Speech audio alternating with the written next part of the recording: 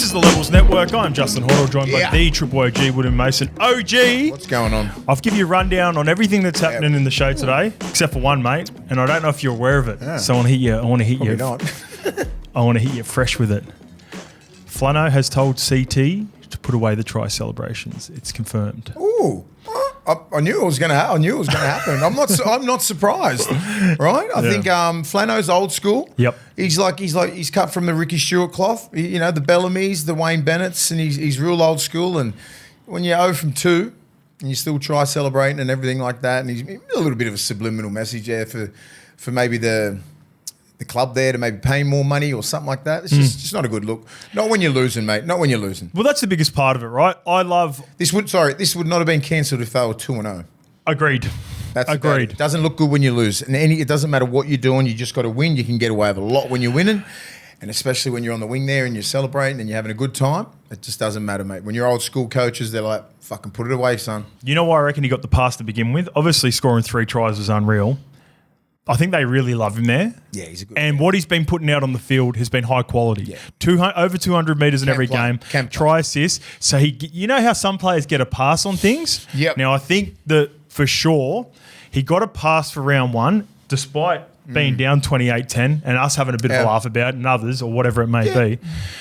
But to get run down 24-12, I reckon that's when Flano's gone... He signalled out a couple of other people as well. I didn't see originally his presser. I missed his presser, full presser. I obviously had a crack at some other players in the team as well. But they're 0-2 and they're going into a bye, and that's a huge factor in it. Yep. If they were able to win that game and hold on, CT comes back showing the money signs after the bye. Doesn't matter. You can do what you want. I see a lot of wingers in the game. When they're winning, they can carry on. I don't care what you're doing. I don't care because you're winning on the scoreboard and you end up winning the game. Wingers have got, I love wingers who are a bit leery and they're a different breed, mate. Yeah. Different breed. I had one of the craziest, Matty Utai. Yeah. He was a strange cat. I love him. He's one of my closest friends, but you don't know what the fuck he's doing. But he's giving me 200 of the best, scoring match-winning tries, unstoppable out of yardage. You deal with it. Couldn't make a fucking 4 and 5. Yeah. He's the only NRL player in the history of the Bulldogs that could not make a 4 and 5. And everyone just went, and usually, how strict everybody gets punished for not you don't make a 4 and 5, everyone does it again, or you get posts and you get all these other fitness things. Everyone just went, just continue because it was Matty. Yeah. Matty'd roll in at maybe. Oh, so you get away with it. He's the only one because he's the best winger in the fucking world at that time. So he was the only one because it's like he just couldn't make it. He was trying his ass off. He'd get fucking 6 minutes, and we're all doing in 5:45s. We're flogging it. Everyone forwards are lapping him, everything like that. And then Soupsy, Scotty Campbell, and folks, you just ignored it, right? Right, go to the next drill. But he's the only man that who could ever do that. It's funny how certain players can get away with because when you're doing the business on the field from 2002, 3, 4, 5, 6, he was the dude. Yeah, he was the Brian Tyler. He was killing it. I've got a story you'll love. I don't know if you were there that year. Maybe it was the year before you got there in 2014. Football manager Steve Gigg was walking up the back of the bus. Giggsy, yeah. He was walking up the back of the bus and he comes walking past Michael Cheekham. Chee's only his first year. He's a rookie. And he's wearing a non-Manly affiliated hat. What? So he walks past Cheek. We're on. By the way, this is a travel game, so we're on the bus about to travel and get on the plane. Anyway, this is just on the bus before we get on at Manly, and Giggy walks past Chi and goes, "Mate, that's not Manly. Take it off." And Chi looks over. Stevie Maddai's wearing an Oakland Raiders hat. Yeah. Chi said, "Oi, so you know where this is going, right?" Yeah. So Chi goes, Skivvy's wearing an Oakland hat. And as soon as it come out, Giggy goes, and we're all sitting around, and he goes, "That's Steve Maddai." Yeah. Chi, take your fucking hat off.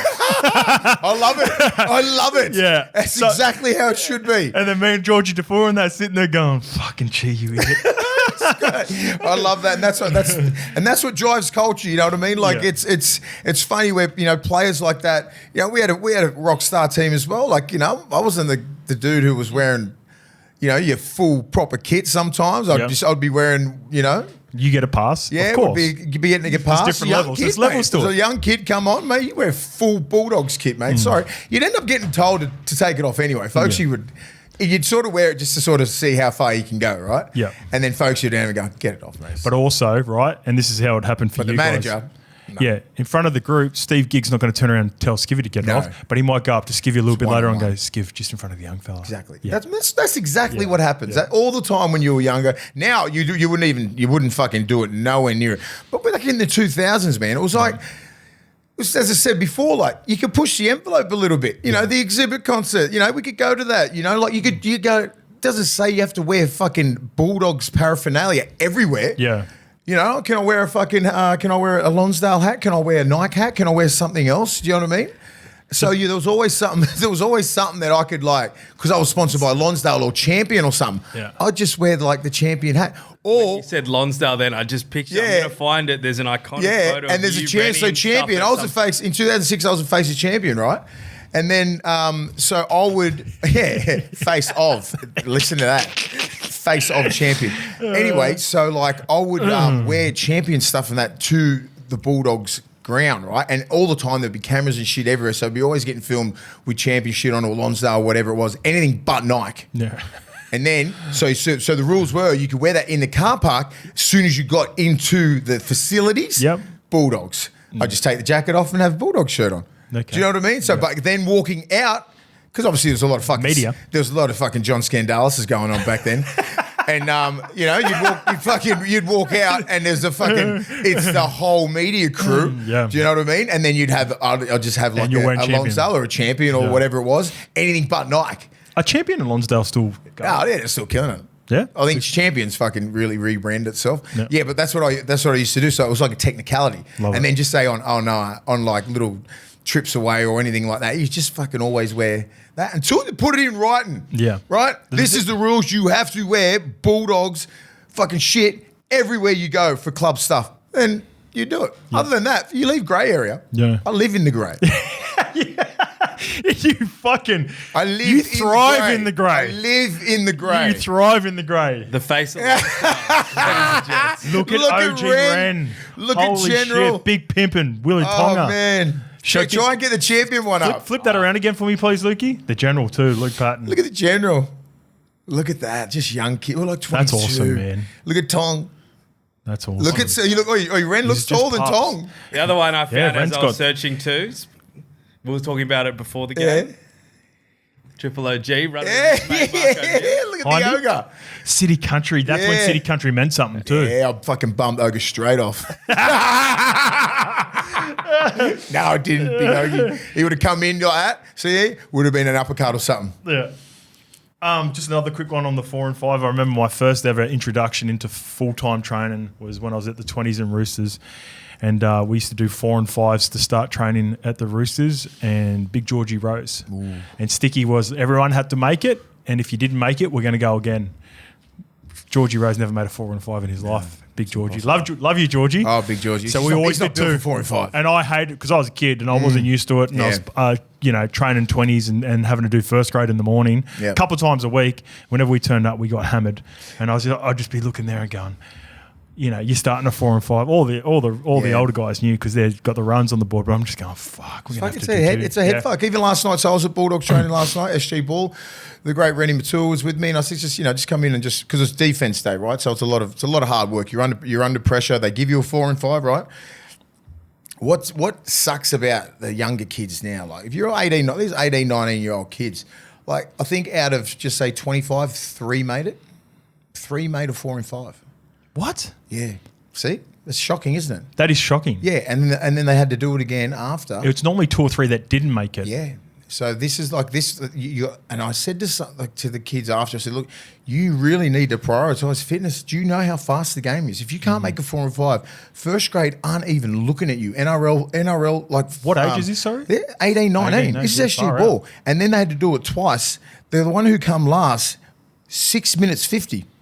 Yeah, wow. Like you might as well fucking walk. Do you know what I mean? Like it's a jog. And I was sitting there with Ren and just going, I was bewildered. I was bewildered at like the timing. No fakies on the time? No, mate. 100%. 100%. I was watching it. Because Benny Gardner, who is now the assistant coach at Penrith, was our trainer at the Roosters. He used to do fake times on us on purpose, so we could never make it. So we would get there and would be 50 metres away, and it would be going 3, 2. All right, boys, go again. You didn't make it, but we ended up finding out later on that Benny said, "I used to make it." Yeah, but that's a good thing. We're trying to create some, right? Yeah, and then so legit times, and they're not legit times because I was there. I even timed the second one on my phone, and I was like, right now in the game, just say you're an 18, 19-year-old kid, you're a young bull, and you can just say if you can do a 4 and 5. So there's a couple of kids that do a 4, like did it in like 4 minutes. 4:30, 4 minutes, flying, well above. They're fullbacks and wingers and a couple of hookers.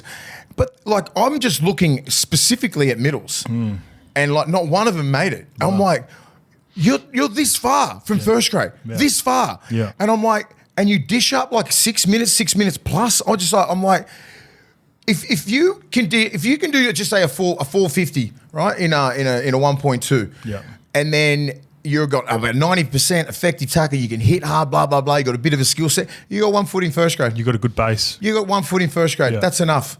You know what I mean? But if you're dishing that up and you cannot last the whole full game in SG ball, nobody's looking at you, kid.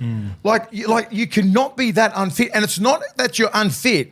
It's the pushing yourself when you have to do it twice. Yeah. Right? It's like, and because there's no fucking repercussions of like, if you didn't, just say when we were coming through the system, if you didn't make it or you didn't make it, you're costing the whole team. Yeah. So you're costing the guys that are ripping this to shreds and doing it as hard as they could. Then you're getting on the line, you're doing fucking 7-second sprints. Remember those? Like 40 meters or post. That's what you need to do. So you fucking have a crack. So you don't sit around and walk fucking 6 minutes 50. That's what I'm saying. Yeah. There needs to be repercussions. I said to the trainer, I said, there needs to be repercussions that costs the whole team, not just individual. At because it feels it hits different. It hits different, mate. I know it's during the season and all that sort of shit, but like for fuck's sake, it doesn't matter. I said they should be all on the line doing fucking either hundreds or 40-meter sprints. And that's it, because there's no repercussions. So they can come in at 650 and go fucking, so what? Yeah. Do you know what I mean? Yeah. Like, go on to the next fucking thing. Yeah. I'm like, no, because you can't train them like that. They need to be. There needs to be repercussions for your fucking shit actions. Yeah, unbelievable. I was shocked. I had a bit of like because Georgie Rose was a real like outlier. He'd had the runs on the board, played first grade, but I remember, and I won't name guys that didn't make it.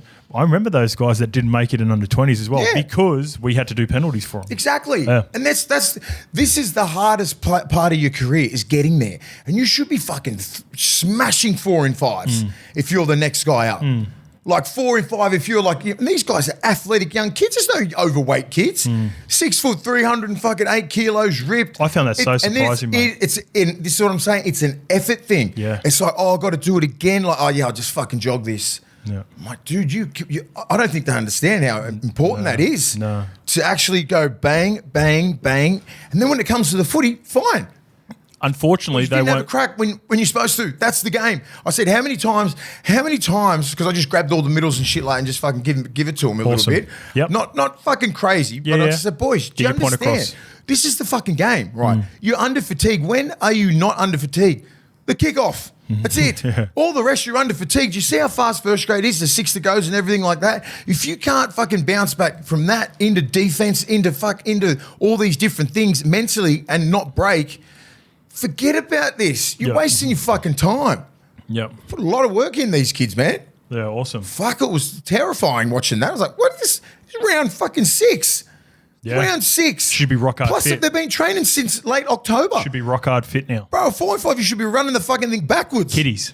God damn. I said, I'd get out there and beat fucking half these guys. Speaking of kiddies, let's get to your man, the Knights young gun. Got a number of messages from people. A few people were giving us a lot of information about him. This one comes from Ben Purser. Dare say Mase is talking about Cody Hopwood at the Knights. 18-year-old who is an under-19s New South Wales prop. Is signed until 2028 development next year. Top 30. Hands off, OG. Yeah. But first year of cup this year. We tried to get him. All the best to Cody Hopwood this season. Yep. Huge rap coming from Ogre, I believe you said. Ogre's got a massive rap on him, and he's had a because Ogle was there for, I think, 4 or 5 years, and he had him through Harold Mats and everything like that, and he developed him, and he's a really good kid. He's a good human, which is the main thing, but he works hard. Very good size for a young prop, big minutes, all those things, man. Like, you know. Awesome. These Newcastle, there you go. yeah, well, they got, you know, you're going to lose Leo Thompson, but I'm pretty sure he could. It is a big step, but this year will be really good for him. Dominate flag. Hopefully, he's playing reserve grade. He's playing reserve grade this year, so he needs to dominate. I love that how they're putting the really good 18, 19-year-olds in straight reserve in the grade. cup. So young Jethro, the young kid who played on the wing there. Yep. For us, he's 18. He's playing reserve grade. Awesome. Johnny Sewer, reserve grade. Yep. Jack Underwood, reserve grade. So all these kids are 18, 19, 20. That's where they should be, because the next step is first grade. It's really good. All right, this one comes from Nick Dooley. He was at the 2023 GF, Mase, and he's got a cool story for us. This is my comment of the week as well, which will go into winning a spot at the golf day. Hey, gents, love the potty. Just wanted to share a fond memory of mine, which I often get shit for from a few of my mates. 2023 Grand Final, Broncos versus Panthers. Me and a few lads were on the piss at the pub just outside the stadium. That's Laundy's pub, isn't it? What's it called? The locker room? Locker room. Yep. Big Mase was there looking like $1 million. I can attest to that. We were there all together. I was wearing a retro Broncos jersey with Talus printed across the back. I remember walking past and a guy yells out, "Run at me, Talus." Needless to say, I shit myself when I realised it was Mase. No way was I running anywhere near the big unit. Just wanted to share that this is a fond memory of mine, and thanks, Mase, for being the great human he was. We even got a photo after, and he had a laugh. Always makes time to indulge the fans. Keep up the good work, fellas. Cheers. Yeah, Mase. So there you go, Mase. Good. That's a good one. Remember, that was a good vibe. That was. Yeah. But the emotions after that grand final, you could really feel it, couldn't you? Huge. Like, it was like, because it was a roller coaster of like, okay, Bronx are here, and then the Panthers win. And then after it, like, if you were a Broncos fan, like, you were that was shattered, bro. Like, I was like, that's gutted. And the Panthers fans were like, how the fuck did that happen? Remember, speaking of Talus, we were next to him. Woods said Gordy was going through, and Petro was there. Appy. And then Appy was there. Appy's like in the corner for the first half, and then he's fucking out the front going like this. I didn't even realise, like, I seen Appy. Yeah. I thought he'd left the box. That's what I'm saying. But he was just sitting down there all quiet. Yeah, but then when it's the last 10 or something like that, he was up like that. Yeah, I was just like, all right, I like that. I like that. He was very happy at full time. Very Coruscant. Yeah, that was good. That was a good night.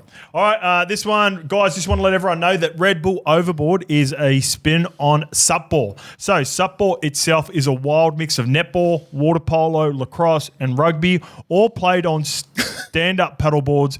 Red Bull Overboard is this Saturday, the 22nd of March, and we'll see teams compete at the Manly Kayak Centre outside Fallons. Come down for good vibes and some entertainment.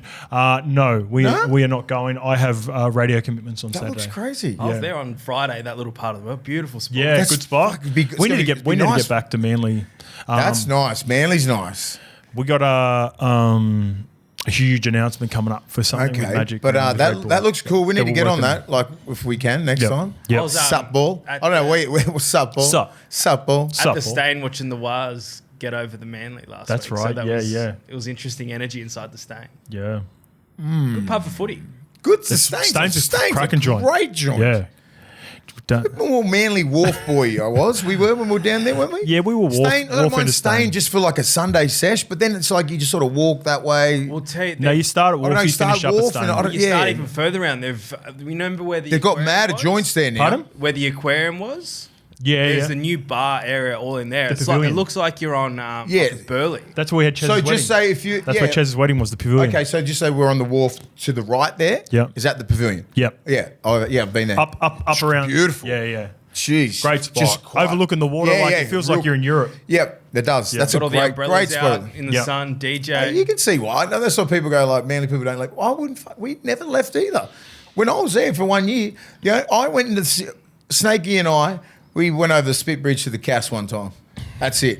One time. Yeah. All the rest Never was had to just leave, did you? Yeah, didn't leave. We're just like, but we were just. I think we had the buy or something. We're like, fuck this, let's go. And it could be a Tuesday night. Yeah, I don't know what night it was. I swear we crossed the Spit Bridge. It was only once. Snakey and I went to Cass. The only time that we went into the city rarely were with Snakey as well was if it was a midweeker. Yeah, Otherwise, weekends. Snakey didn't mind. You'd always. Him and Chocky in that back in the day, you'd always see him Sapphire or some shit. Yeah, late Sunday nights. Yeah, Sunday nights. What the fuck are you doing here, Chocky?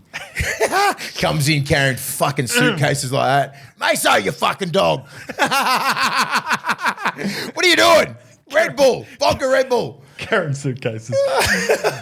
Speaking of Chez's wedding, this weekly catch up with two of the very best in the game is proudly brought to you by Elite, the best in the business for joint and muscle and pain relief, and they are built ultra tough for you, your family, the world's best athletes, just like my man Cam Money Munster. Fozzie was on last week, and it was an awesome chat to Money.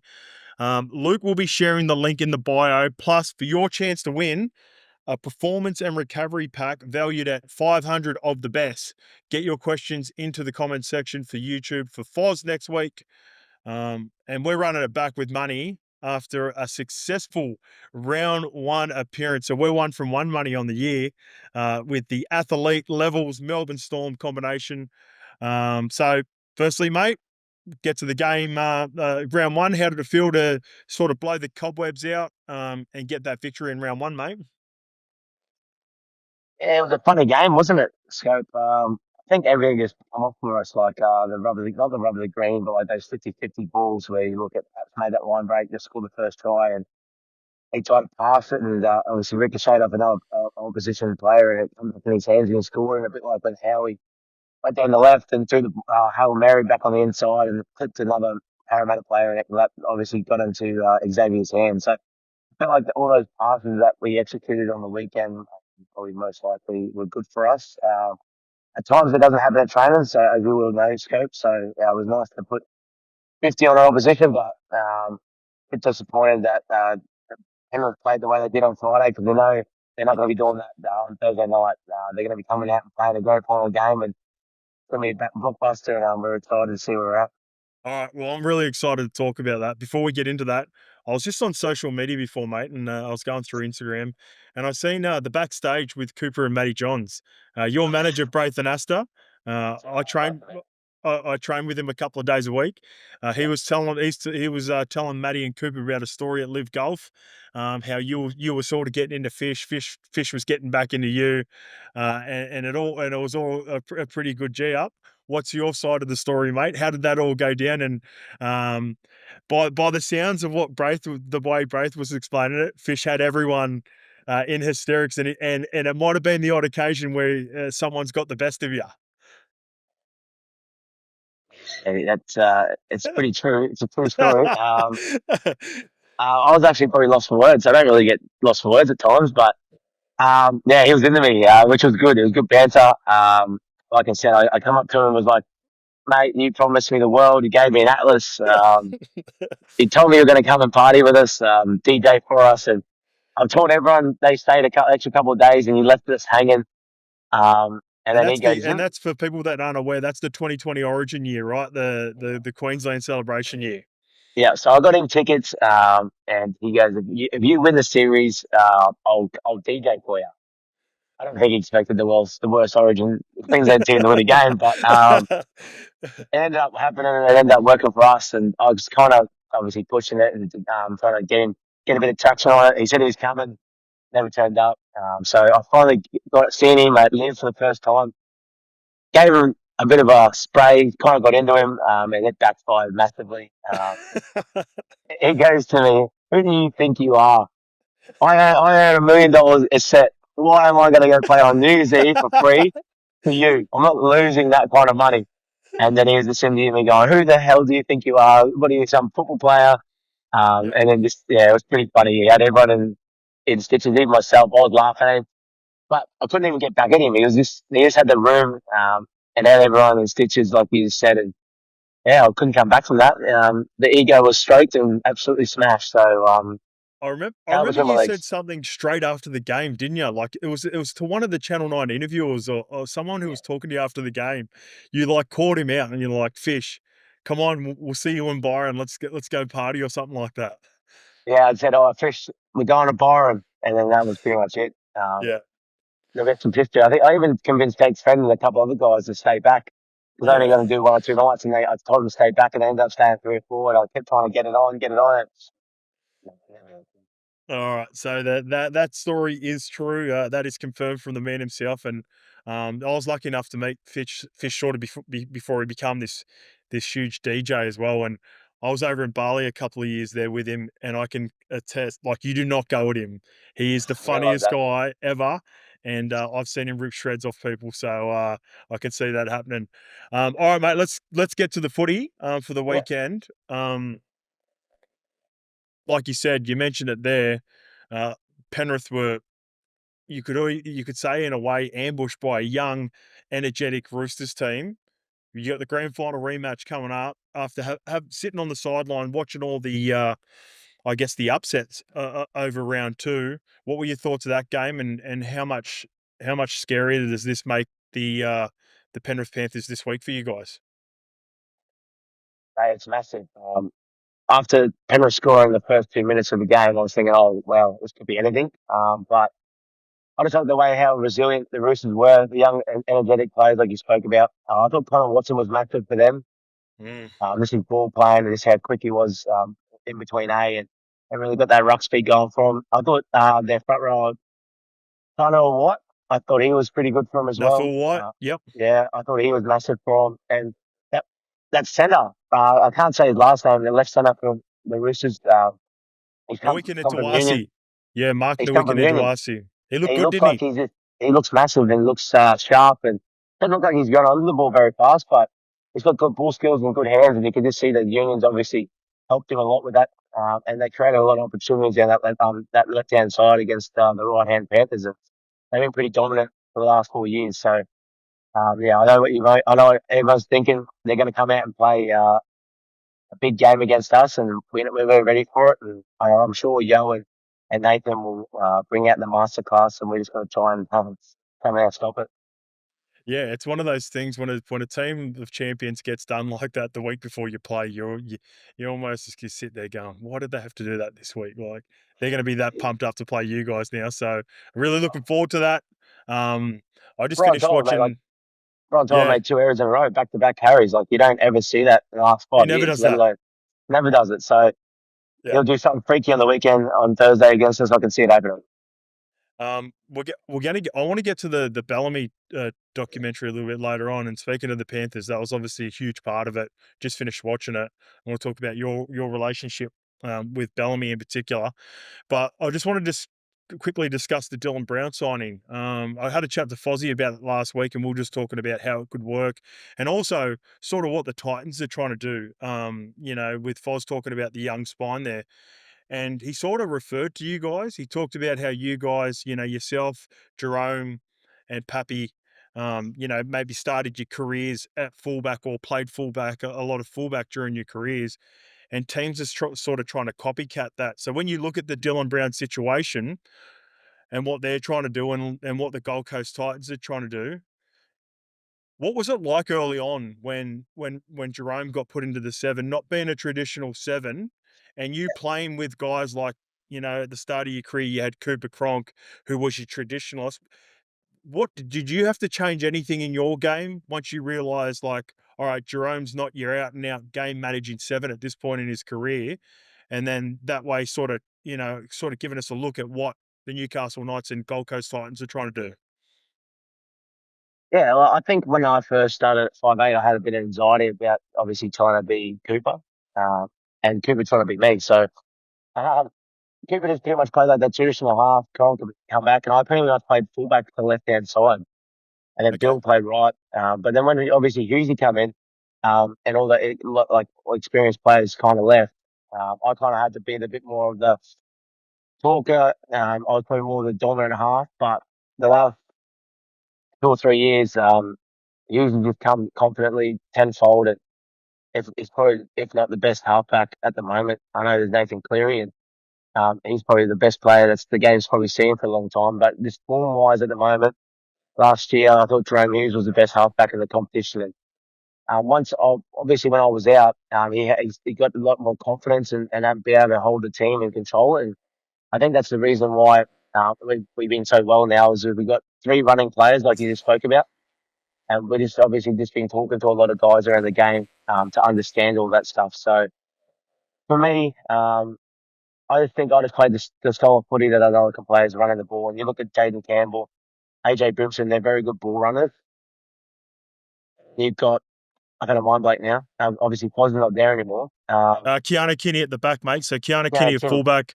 Yeah, Jaden Campbell and Brimo at the Titans. And then it looks like it's going to be Dylan Brown, Fletcher Sharp and Kalen at the Knights. Like that's what the plan's going to be. Just quickly on the Jerome bit, mate. Like how long, you said you wanted to take more responsibility because you were the senior player with Pappy and Jerome. How long did you feel comfortable? How long did it take for you to feel comfortable? And you're like, all right, Jerome's starting to pick it up now and can be that sort of traditionalist game managing or taking his game to the next level. And now I can just sort of go back to the Cooper Cronk style 5'8". Is that the best way of putting it? Yeah, for sure. I felt like I've got a good kicking game, but I haven't got a great kicking game, and I feel like he's worked really hard on that, and I felt like he's doing a lot more now, and I felt like I probably could take a step back was when he started to talk more in meetings, got a bit more confident in his own ability. We all knew he could do it, but he had to believe in himself. Surprisingly, for someone that's such a great player in the game, and still obviously sometimes doesn't believe, and we always try and push him up. But now he's got that belief in himself, and now you see him now, he's just like, holy heck, where's this been all his whole life? But he's always had it. Just needed someone to believe in him, and I feel like Bellagh did that. And I'm sure Des is going to be the same with the other 3. Like AJ Brimson's played a little bit of 5'8". Keanu King's obviously a freak fullback, so he's obviously going to stay there. And I just like the way that Jaden Campbell plays. He reminds me so much of his old man Preston. Elusive, can create anything, and he won a Dally M too. So I feel like it's got a little bit of Jerome Hughes in him, or Jaden Campbell. I feel like if he can get a kicking game in there, I think he's going to be very dangerous for the next 3 or 4 years. But I think for me, he just understood the game a lot more, and it took him a year or 2. But I feel like when you start playing in the halves, it takes a little bit of time. And now you look at him, he's just like, wow, he's an absolute something special, and I'm very lucky to be playing alongside him. Well, it sounds like these clubs are going to have to be patient, especially early on. You look how at the important? Knights. Yeah. Sorry, Scope. You look at the Knights, like Kalen's playing fullback, but then when he gets into attack, he's playing as a 5'8". You see Fletcher Sharp at the back of that block. Yep. So I feel like they're trying to take away people running at KP, but then having the ball in KP's hands where he can make the right decisions at the right time. So I feel like the Knights have got that good balance in attack now where I know you want him to be able to play in the front line, but I feel like they're trying to protect him by playing at fullback. He still gets the ball in his hands, but then he plays as that first receiver, and you still got Fletcher Sharp running those fullback lines that create opportunities for their outside men. Yeah, perfect. Well, let's get to Bellamy because in order for you guys to get to where you are now, premierships favourites and the spine and how well it's worked. The guy that's been at the forefront of it is Craig Bellamy. He just had his documentary come out. You're a pretty big part of it, so I want to touch on your relationship, your unique relationship, and the part that I took out of it is that you've got a unique relationship and it feels like you get away with a little bit more than anyone else in the playing group. Have you always had that relationship with Craig? And the other part is it's clear to see that family comes first down at Melbourne, and that's been a huge part of your success as well. He's a good man, Noel Bellagh. I think, I don't know how, I think I've just always been myself around him, Scope, and I think he's just taken a liking to it. I think he just liked the way that I obviously like to have a good time, laid back. Nothing really fazed me. I like to enjoy the little things in life at times. And I know that probably sometimes doesn't help, and there's certain things when you need to be serious. But I think I've just taken a bit of the heat off a lot of the teammates and a lot of the players around the group, just trying to make it a bit more of an enjoyable space. I feel like when we do lose games, we don't lose them a lot. It could be a morgue in there. So I think for me, it's just trying to make the place a little bit more enjoyable to be around. And I wanted to touch on the bellyache stuff. I think I've always had those rough edges, and I think he sees a little bit of himself in me when he was a little bit of a young boy. Okay. And I think he just likes the way that I go about things on the footy field. It's obviously being competitive and working hard. Uh, I think for him, and I love about him is this: he's always honest with you. He doesn't beat around the bush, and he keeps things simple. And I think that's why this club's been so successful. And we talk about the family part. That's massive. He always talks about having your family first, and then footy second, and then obviously everything after that. If you start mucking around with other things before footy, other than your family, then that's where you obviously don't have that consistency in your life and footy field. So he's been a big driver of that around the team, and that's probably why he's been around the club for so long.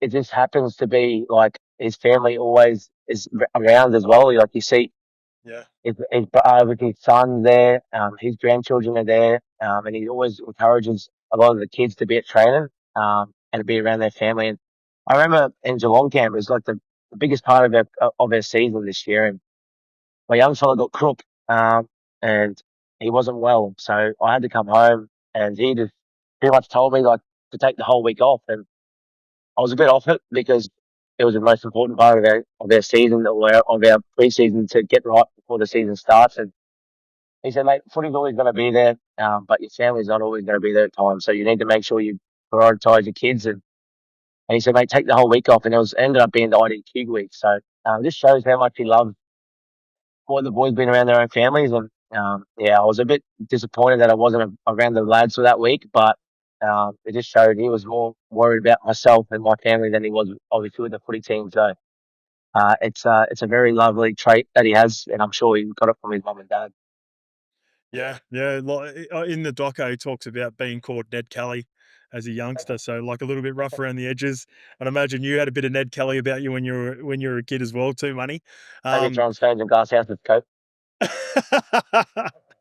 I love how there's so many things that I'd love to talk to you about, and we've probably got a couple minutes left. So one of the main parts that I took at it was Josh King and talking about how his career at Newcastle before he went down there, the opportunity to go down there, what it'd be like to coach. When you were going through, you had a really big decision a couple of years ago where multiple teams were looking at getting you.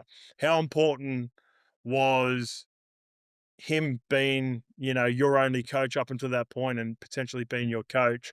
And have you ever over the years had a chat to players that have left, and without throwing anyone under the bus or any players or any coaches, and just like how good you've got it down in Melbourne? Because as a player who's played against Melbourne and, heard all the stories, I get a little bit jealous of what you guys do down there, and I would have loved the opportunity to play down there. So how big of a decision was that when you re-signed, and do you feel that gratitude being down there at Melbourne?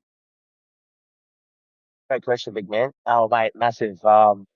It's hard to explain. I've like you said, I've spoken to a couple of blokes that have recently left, and a couple of players that have been gone for maybe 3 or 4 years, and that every other club talks about culture and family and being connected, and they always say that it just doesn't feel the same as it is here. And that's another probably driving factor that made me stay. Obviously, being a one club player, and then my mum speaking about, oh, that's something I've always wanted to do, and I had the opportunity to do. So hopefully, I can do that after this contract's done. But just touching on the culture and stuff, yeah, I think everyone I've spoken to that's retired, that's been at the club, they always say to me they wish they'd come here earlier, which is an eye opener because, like you said, I've only been at one club and I've loved my time here, and it's gone so quick. But you also want to try and experience it from other ends as well. And I've spoken to guys like um, Lee. Obviously, they're loving their time in the Dolphins. Kenny, the Bromwiches, they love it up there, and they love the lifestyle up there. And they said it's something similar to what obviously we got as well with Wayne. So that was a massive thing for me as well. Obviously, almost going there, but I think for us, it's just being not well recognised down here, and being able to enjoy your life and enjoy your family time without being hassled. And I've spoken to some guys, like you said, and yeah, it's nothing like here, and they miss it a lot, and they wish they could come back. And yeah, it's definitely eye opener. That made me want to stay, and I'm glad I did. Well, mate, that is it for this week. A huge grand final rematch coming up against the defending champions who you know very well. So all the best on the weekend, mate. And we'll be chatting again in a fortnight. And hopefully by the time we chat, we'll have 3 wins by the time we get to us. Very nice, mate. Sorry for the ramble on, boys. Thanks for having me. Great chat, mate. Catch you soon, money. See you guys. Thank you. There were so many South fans in our messages about this one, Mase, talking about the Jai Gray to fullback and, you know, looking at Latrell playing elsewhere. Hey, lads, long-time listener, love the potty. As a South fan, I think the strongest side we can field when Trell is fit is great fullback, Trell left centre, Whiten to right centre, Campbell Graham to the wing. We lack a genuine play-2 winger who can make good meters against tough defences out of our own end, and he would solve that problem. Also, I think CTP of Christian Tuipulotu fame definitely got the boys fired up. The last 10 seconds of play on the Fox coverage, you could see Cody pointing at him and laughing, giving it to him. Flano will be having a word for sure. Yeah. That is confirmed. James Sharkey, keep up the great work, lads. Best footy chat each week by a mile. I don't like that. I mean, I don't mind that. I don't mind it either. Campbell Graham is tough, right? Yep. I'm not sure if he wants to be getting 20 fucking hit-ups, getting banged up a fair bit. You know, he's been injury prone for the last couple of years, but... You know, I think that makes sense because I like Jai Gray. The day of the fullback now, you just got to take those meters. Yeah, Jai Gray does that. He adds a different dimension, and he comes around the back really well. He squares up really well. Imagine he can put Latrell 1-on-1 with some of those guys. You know, you got a really good back row there. I think they can be all right, man. I've always thought Latrell's best position, despite what people think about him, is at fullback. I thought Matty Johns brought up a really good compromise at the start of the week. I heard him speaking on Fox about it. Maybe, and this is just Wayne, just the genius of Wayne and also having the runs on the board, Wayne puts originally Latrell to left centre to see how his hamstring holds up originally from coming back after having some issues in the past. And he almost gets a free look at how it could look with the potential to, no matter what, you know, if he does complete 2 full 80-minute games and he starts to get some Ks back in the legs, moving back to fullback, Jai Gray to the 14. And Campbell Graham, I want him left wing because I don't want to. Because if he's coming out of yardage, he's a right arm carry. He can't be on that other side. Okay, but he was always right side centre. So yeah, I know, but it's different when you're coming out of. If you're taking you're taking second, the Dom Young carry. Yeah, he needs to be right side because he comes off his right foot, squares up really well, runs hard. That other side, you can really get at him because he's a right arm carry. So markers will come straight at him because he doesn't swap hands. Gotcha. So imagine fucking Campbell Graham and Latrell left centre wing. Campbell, it'll be Jack Whiten on the right with.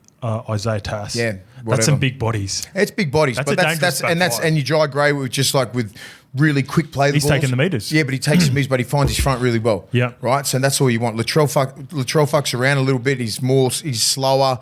He's looking for a play. You know what I mean? Like he's always scheming. Yeah. Latrell. Right, which is sometimes in today's game you can't do that. Yeah, you just got to take the meters on hand so you can get that field position. Try and get the 20 meters. Try and get to the 40. Right. Yeah. Try and get to the 30. So by the time you get through your set of 6, you're on their 30 in an attacking kick. Yeah. And here's a question for you. And that's what you just fucking keep doing until someone breaks. Do you think South can win a competition with Jai Gray at fullback? I don't think they can win the comp. No way. Do you think? I think they can make a top 8. I think they're a genuine top 8. Yeah, I think they're top 8. They're not winning the comp.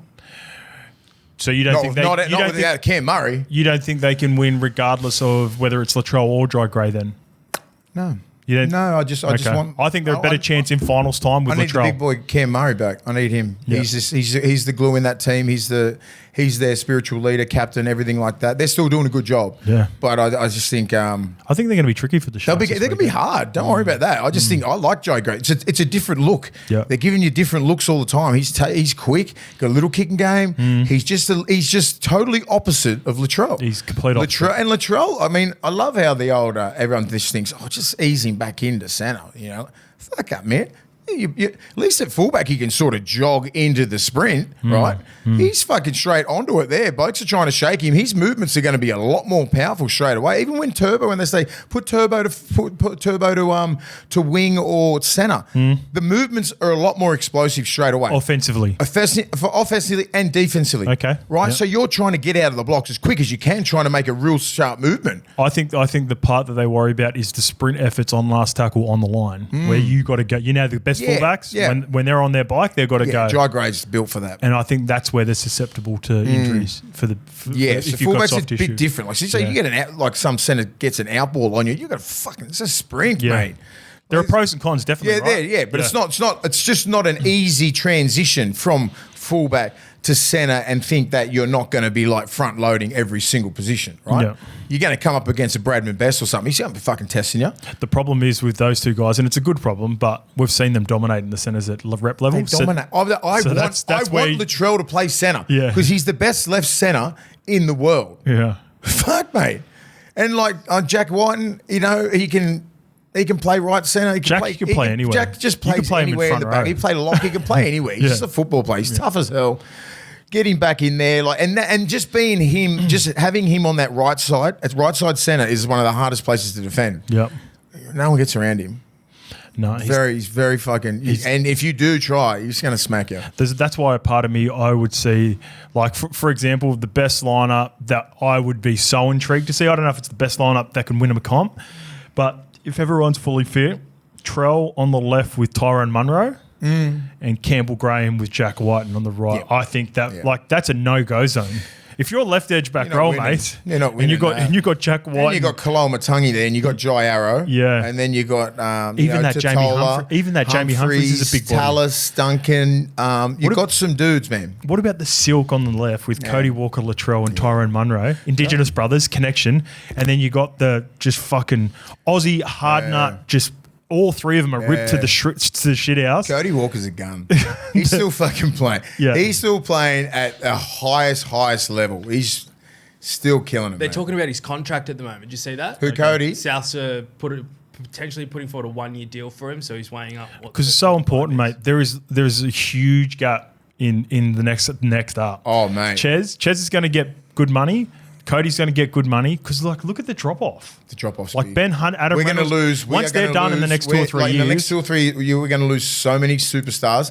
Obviously, it happens all the time, right? When we all retired, we go, where's the next, that comes through, right? Yeah. That comes through. Yeah. You're never going to get your next Greg Inglis. You're going to get a sort of guy that looks sort of plays like him and the Sonny Bill and the Malolo and all these sort of blokes. They come through, but it's very hard to get halves. It's very hard. The product, we're not producing the JTs, the Andrew Johns, even the Cooper. We're producing more Cooper Cronks because it's very methodical and very structured. Yes, and I think we're sort of coming back into that, more eyes up football. Fletcher Sharps, Lock and Gelmans. Like a JT, right? Yeah. JT just played whatever he wanted to, saw whatever in front of him, and then he got more structured and he sees everything, right? It's a perfect example on the weekend between. So who's the 6 for Cronulla, right? Trindle, right? He had a couple of really bad plays there where JT, when he gets the ball, he will see if someone's shooting out, right? So he hit that guy on the crosser and he got fucking pumped. Yep. Like JT sees all that shit because obviously I've massive conversations with him about what he sees when he's seen that. It was a 4-on-4. If he had played that, if he had a dummy that squared back up, boom, boom, boom, it was probably 3-on-2 down the short side. Okay. But he hit that guy, right? That's premeditated, right? Because he wanted to lay a line where it's just like that dude's already, he sees it. He read it because they were defending really shit on that edge, North Queensland, weren't they? Was it O'Donnell that come out and smoked him? And he got him. Yeah. Because O'Donnell was like, him and Purdue and all those sort of blokes were on different pages. Yeah. He tried to shut it down where JT would have saw that. Yeah. Oh, he's coming. Dummy. Quick little ball out there. And then you got 3-on-2. So the maturation of a ball player and what you need to see is crazy. And I only know all this sort of stuff about footy. I love footy. But I ask questions to the greats, mate. We sit around and I'm like, what do you see? What are you looking at when you're seeing like middles and like edge back rollers and people who shoot? Yeah. Wingers who sit back, centers who jam. Like they're seeing this shit in fucking 1.5 seconds and they've got to put. And how many times do they get it wrong? They really get it wrong. The young ball player fucks it a lot, right? And that's why it takes a while for these guys. Like JT wasn't doing this shit at the start. I'm talking in prime JT. It takes you about 6 or 7 years to sort of get that. And that's where it takes a while for these halves to do that. But once we lose these fucking great halves that we've got, who's our next man up? Is it Sam Walker? Yes. It's Sam Walker. Is it Katoa? Yes. You know, Cleary's still going to be there. Cleary's the dude, right? Cleary and Moses will still be around. You know, Jerome Munster's will still got be another around. 4 years, Jerome. Munster. But just those Ben Hunts and the Reynolds, and we're going to lose some really great players. But hopefully in 3 or 4 years, Sam Walker takes those jumps. Yep. Katoa takes those jumps, and they're really pushing for that. Lockie Galvin takes that jump. Lockie Galvin takes those jumps. Ethan Strange takes that jump. Yeah, I think I think we're in good hands. But from the under-19s origin, Mitch Woods, he was carved up that game. Woodsy's in the Bulldogs. Yeah, so he's at the Dogs. So he's still learning his apprenticeship, right? He's put on some weight. Just learning at the moment. He's still injured. Just done his hamstring. Who knows? Twice. Jamie Humphries could be that dude. Yeah. 3 or 4 years. We'll see. All right. This is on Woofy and his start with the Dolphins. This comes from Sam Stanley. Hi, guys. Big fan of the show from the UK. Just quickly on Christian Wolf. I hope he gets a fair crack at the whip. After inheriting a champion side at St Helens, he started the season really slowly and was under pressure from some parts of his own fan base before COVID. After the long break from COVID, he managed to get his defensive ideas across, and they went on to win 3 grand finals in a row, creating one of the, if not the most dominant teams of the Super League era. Give him some time. I'm sure he'll do a grand job. Yeah, I think Wolfie. They got a side there. They do. They do have a side. They've played some shit football in the first couple of games. Yeah, they have not played a good brand of footy. I hope he's able to weather the storm. Yeah, I think they're due for a win this week. I'm going to back them. I reckon. Ooh, okay. Who are they playing? It's a winnable game. I saw it yesterday. I'm not sure. Tigers? Yeah, Tigers. I think it's Tigers. I think it's that's winnable. Tigers He's a up good. there. He's a good coach. The players love him and respect him. So I'm just like, they can't be too far off. Yep. He's a defensive orientated coach. So was Wayne. They still fucking hit hard. They hit hard. They work hard in defense. Just the offense has been a little bit off. 3 really bad play the ball errors. And errors. Yeah. Unforced. Unforced errors, play the ball errors, real big momentum hitters, right?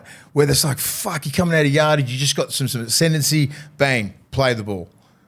Just so little things like that where they're all fixable little things. But their effort in defence, they try their ass off in attack. They just need to get on the same page. I'm not fazed with the Dolphins. I'm not going to say they're going to give the comp a shock. Yep. But they should be fighting around, from 6 to 12. Yep. They're in that stage. Mase for 50 plus years. Now TJM has stood for Taylor, Jones and Mollenhauer. But beyond those initials, TJM means so much more.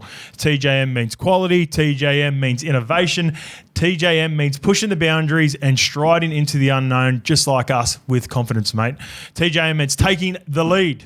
TJM has extended its Ventura range to suit a multitude of new four-wheel drives. These include the newest 70 Series Land Cruiser D-Max, Prado, and even the F-150 for those American truck lovers. Remember, TJM's Spring into Easter sale is on now until April 4th, so visit tjm.com.au.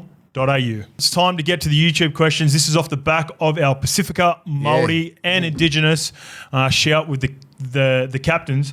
Liam Little has got a good question with regards to the coaches. Hey lads, love the potty. Look forward to you guys breaking down the games and the news in such depth each week. In regards to the chat about the increase in PACIFICA, Māori and Indigenous captaincy, I'm stoked to see you guys champion the increased representation and giving props to the leadership capabilities on and off the field. If my numbers are correct, that's an increase from 1/3 of club captains in 2022 to basically half in 2025, which gets closer to the 60% representation of PACIFICA, Māori and Indigenous in the NRL. My question is, how long do you think it will take to see the similar changes in the number of head coaches? Yeah, that's a big thing, isn't it? So who is from Polynesian descent in the NRL? Well, Benji's Māori. Benji. We had Mook. Steve Kearney was for a little bit. Yeah.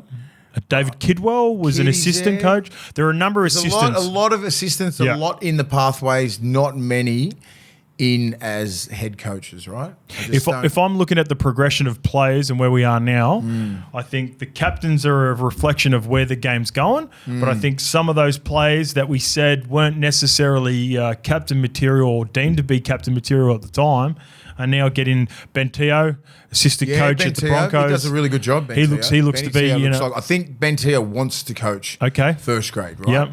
I mean, myself personally, right, I'm involved in the game. I don't want to coach first grade. Okay. I don't have aspirations. I love helping the younger pathways kids. Yep. I think that's what I'm good at. That's your calling? Where there's a lot, because there's obviously a lot going on in my life, right? You know, I don't just sit there and just do pathways, right? We've got a lot of things going on. You have to full on commit. That's it. You're full in, not 1 foot in, not 1 foot out. You are non-stop coaching, front loading that into everything. So it's just like I don't have time for that. So, you know, with coaching an NRL team, like it's a full-time job, man. You got to really commit to yourself and everything. It's a big sacrifice. It's a lot of hours, man. Like long hours, man. A lot of talking to Sarah. If you've got a young family, you know what I mean? Like, you know, like guys like Wayne, obviously a bit different.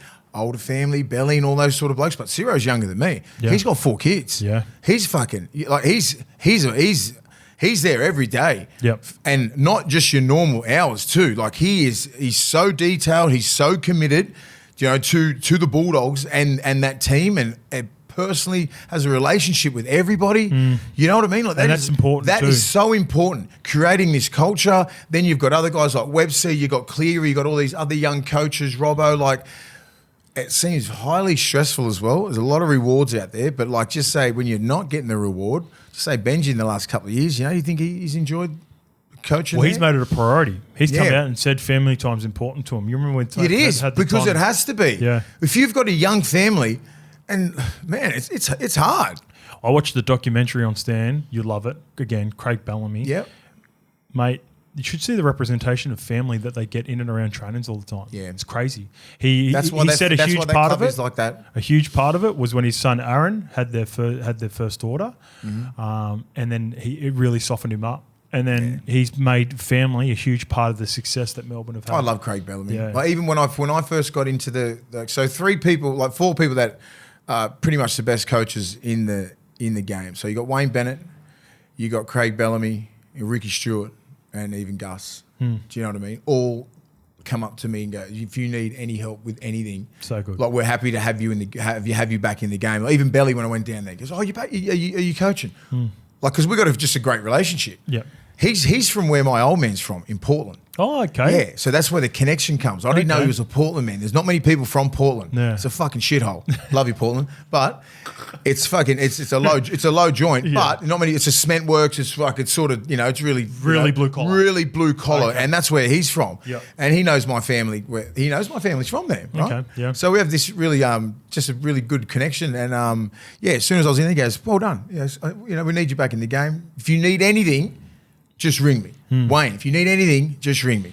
You know why? That's why. And Ricky Stewart loves it. Fucking Sticky. I sent him the Big Papa thing. Yeah. He goes, already watched it. Oh, has he? Already watched it. Sick. Tell the boys, love yous. Oh, awesome. He goes, hope the boys are doing good. Yeah. Stick. It's like I don't know who it is.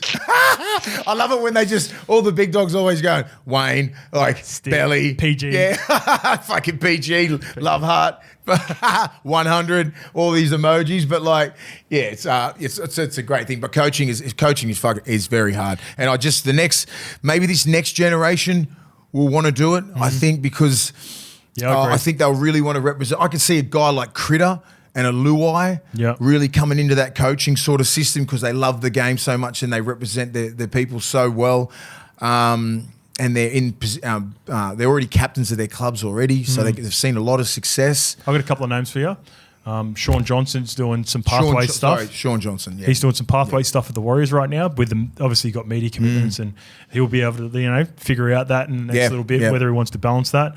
Sam Moore, ex-teammate of mine from the Catalan Dragons. He's at Para. He's at Para. Nath Kalis has also been doing plying his trade at Parramatta, and the other one is Adam Blair. Is an assistant coach in Newcastle at the moment. So there's a few.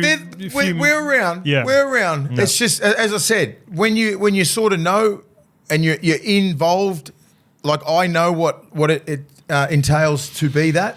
It's a lot. Yeah. You cannot do what I'm doing and then be a head coach. You can't do media and I'm that sort of human where Yeah. I just can't do one thing. Yeah. I need to do. There's just so many opportunities in life, and it's happening right now with levels. You know, Channel 7 and there's acting, and there's all so much fun shit going on.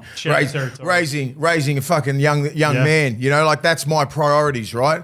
I don't, you know, and then I get to, you know, coach these young kids' pathways and watching, you know, I get thrills watching these kids come through the grades and play first grade. Yep. And sit back. And like, I'm not one of those guys who, I coached that kid. Who gives a fuck? Like, everyone's a part of everyone's journey. But you see some people go, I'm responsible for him. You're fucking not. Anyway. Yeah. But, I just love I found GI, so GI's I found GI, on me. yeah. He was never going to be GI without you. I got Jonathan Thurston, fucking no talent at all. But yeah. That's good. All right, a captain that we missed as well. Ruben Cotter, co-captain for the Cowboys, Indigenous background. He's one player I missed. I asked about some captains back in the day, and here's a good shout from Evie Weavy, Sam Stewart and Hugh McGahn. They were trailblazers for the Kiwis. Sammy Stewart, the Knights. They were Māori captains for the Newcastle Knights and the Sydney Roosters, respectively. The next one comes from Tawera Nikau. Yeah, he would have had a leadership role at Cronulla and more, I think even more Melbourne. Way more Melbourne. But they had Glenn that Lazo, but he was Breckamore in that. pretty I did bring up, I didn't say him Ruben Wiki. because you guys moved on last week. We've got CS Soliola from the Roosters. He skippered. He would have been standing skipper. He wouldn't have been full-time skipper Sia. Nigel Munster. They had Jared Croker. Your mate, Roy Asatasi. Razza? Yeah, Razza. at Razza, Souths. captain New Zealand, man. Ruben Wiki at Warriors with Steve There's Price, a lot, co-captains. man. Early OG, Richie Blackmore. Richie Richie Blacks. Blackmore. Fuck, he was a good player, bro. I don't think Richie Blackmore would have been a full-time captain. Yeah, but he's a maybe- winger. Like this next one, Jesse Bromwich. He had he's a winger. Stint. Jesse Bromwich, good Yeah. shout. Obviously, Tom Lola, we've said, Junior. A lot, man. You know what? Jared Warrior-Hargraves, if he wasn't just such a loose cannon. Yeah, mate, fucking oath.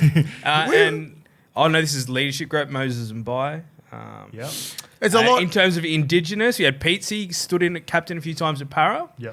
I'm not going to take standing captains, but like guys that are like co-captains for his season, I think. Yeah. But Pete, that's a great. Cliffy Lyons. Cliffy. Fucking oath, yeah. Cliffy was a little bit loose to be your Can't captain. slide up when he read it fucking half time. You can. Steph Curry. You can. So, there's been a lot. Even when we were all coming through before the co-captains, there was a lot of us in leadership groups anyway. You know, the leadership groups. But it shows now. the progression. The Johnny progression Sutton, is great. Preston Campbell. Sutto, Preston. Yeah, you're right. This one comes from, and this is a shout out to some of the Pacifica over the years. So first Polynesians would have been the Sorensen brothers, Kiwi, Danish, and Tongan descent in the early or late 1970s. Then you had John Fafita. Yeah, St George. Is he related? Must be. He must be. Right? He must be because I was a massive St George fan. Yeah, okay. And my mum was. He was the only Tongan that was like playing NRL, and mum would just and dad was a crazy St George supporter, right? Okay. So. Always knew John Fafita. He was my favourite player. Olsen Filippano, Darryl Williams. Darryl Williams, my cousin. Yeah. Yeah. What? Yeah, Darryl Williams, my cousin. Okay. Yeah, so I've met Darryl a number of times. So the Samoan side is Williams. Yeah. Yeah, he's my cousin. Okay. Yeah. There you go. So I remember going down. So Manly used to play trial against Toronto back in the day. Yeah. Back in the 90s, and mum goes, that's your cousin, like Darryl Williams. Yeah. And I met him a few times. Now, I've met him obviously when I was playing and everything like that. Do you remember that fucking hit that Wally Lewis put on in that test? Yes. That was against Darryl Williams. Was that Darryl Williams, was it? Yeah, it was a massive hit. Boom. Just fucking pumped him. But yeah, he's cousin. All right, got a couple more. Sim Dimmock of Jim Dimmick fame. Jimmy Dimmick. Tongan, Magpies, Fucking Bulldogs.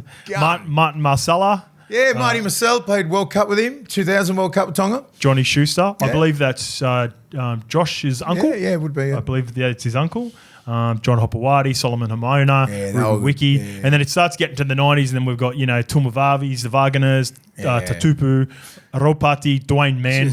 D-Man, played with D-Man in 2000 fucking World Cup. So shout out to the OGs. The WAR. Remember I introduced you boys when we were over there? Yes. Just I got so much respect for those OGs, mate. I love because they're the trailblazers, man, for guys like us. And then we just took it on another level because we're the second generation of those guys. And obviously now it's just going fucking crazy. Well, now they're taking the younger generation are taking that leadership to the next level. Yeah.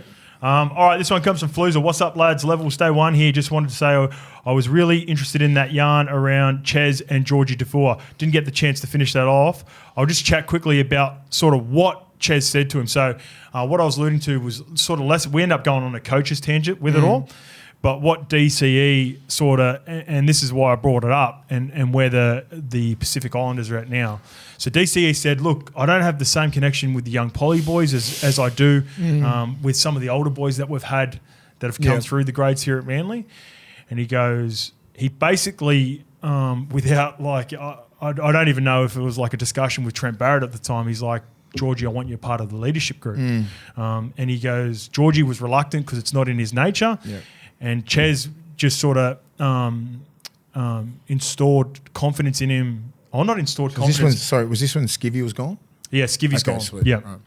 So this is about like 17, 18. Ches was basically trying to let him know that his voice held more respect within the room than Georgie knew or whatever. Because George, like I said, this is going back, and the point of it is, for a number of years there, you had players that led on the field, but with the Polynesian upbringing, it's not natural to voice your concerns. Yeah. So I lived with Georgie, right? Georgie had a really underrated footy head. Yeah. Georgie would sometimes get in the car with me driving home, and he would say nothing at training, say nothing in video, and then would be driving home sometimes, and he'd go, "What about so and so? You know, this was wrong, or I thought this, or whatever." I was like, yeah, right. Because we had a really strong leadership group as well. I was like, oh, that's a good point. Yeah, I didn't see it that way. Yeah. But because the Polynesian upbringing, you never speak out of turn. No. You respect your elders, and there's all that sort of stuff. Yep. So Ches basically went to him and goes, mate, Georgie, I need you. But also, you got to give yourself enough credit. You've got the runs on the board now, and you've got your opinion holds a lot of weight within the room. So if I'm trying to get something through to the younger boys, then I'm not quite getting that connection I need you. Yep. So I'm going to pass on some stuff to you. Smart from Ches, but it was smart, but it was also like credit to Georgie for stepping up. Yeah, for stepping up, and they had a really good relationship. And then, like I was mentioning some of the guys, but this is like Adam's time, Moses Sully. They were all sort of coming through. Manasi Fainu was a real talent before he went to jail for what he had done. That was sort of the a really strong Tongan contingent. Big time. And Georgie's Tongan Samoan as well. So he was their OG, and that's what Ches was sort of relaying to him during that time and said, It's good, but that takes a lot from Ches to understand that. Yep. Like to understand, have awareness to go, okay, well, fucking hell, I'm not reaching that. Who's my man here? Yeah. And Georgie was like, he was established and he was killing it, and he's highly respected, Georgie. Sorry, here's the last little bit with it. Another part of it is Georgie went through a tough couple of seasons with injuries and was a little bit in and out of first grade. So that was another part. He's like, Georgie was reluctant because he's like, I'm not playing week in, week out. And then that's only... And Ches is like, don't worry, you've got the respect of the room, you've got the respect of the playing group, and especially the young poly boys, so I need your voice. And then, Georgie really took it on for the last couple of years he was there. So, that's the back end of that one. While we are on that Manly tangent, because I got really emotional watching that young kid with the Turbo Brothers on Sunday. It was on the footy show. He sadly passed away this week. So did he? Thoughts and prayers from Levels. I haven't seen the clip fully, mate. All I've seen is the pictures and some of the comments around it. It's sad, isn't it? It is sad. Tommy, I know Tommy did the celebration with That's Gold for him last year. So, do some beautiful things. These young rugby league players, I don't like, they get painted as totally different than what they are. Especially those Trbojevic brothers, mate. They're some of the most honest, best humans. Real humans that you'll ever meet. Yep. And a lot of NRL players are. Yep. About 99% are like that. Yeah, well said, Lukey. Well done. All right, let's move on to the Cowboys. Is Todd Payton under pressure? This is a fan of Todd Payton as well. He's a frustrated Cows fan. His name is Daniel Webb. I feel like we are the Flint Tropics before they traded their washing machine for Ed Monix. Jackie Moon. Fucking love it. And just like Jackie Moon was feeling the pressure as a coach, I'm sure Todd Payton is as well. I don't want to see him sacked. I actually rate him. But if the Cows keep this poor form up, he could be up. Hypothetically, are there any coaches out there that would make sense to the Cows if Payton did get the flick? Huge supporter for Levels, up north, boys. Keep it up. By the way, Daniel Webb, you're going in for... I'm highlighting this as well because that was that good and I didn't give it the credit that it deserves. So that's highlighted for me and you will be... Side note, Jackie Moon. Remember the great Adam Cuthbertson? Yeah.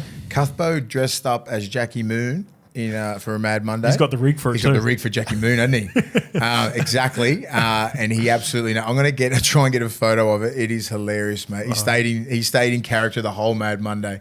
But back to North Queensland. Can I just quickly add a Cuthbertson story? The Gram. I remember we were with the Gram. Yeah, I just call him the Gram. The Gram. This is what part of the story. We're playing Leeds. Leeds were a really good team in 2016.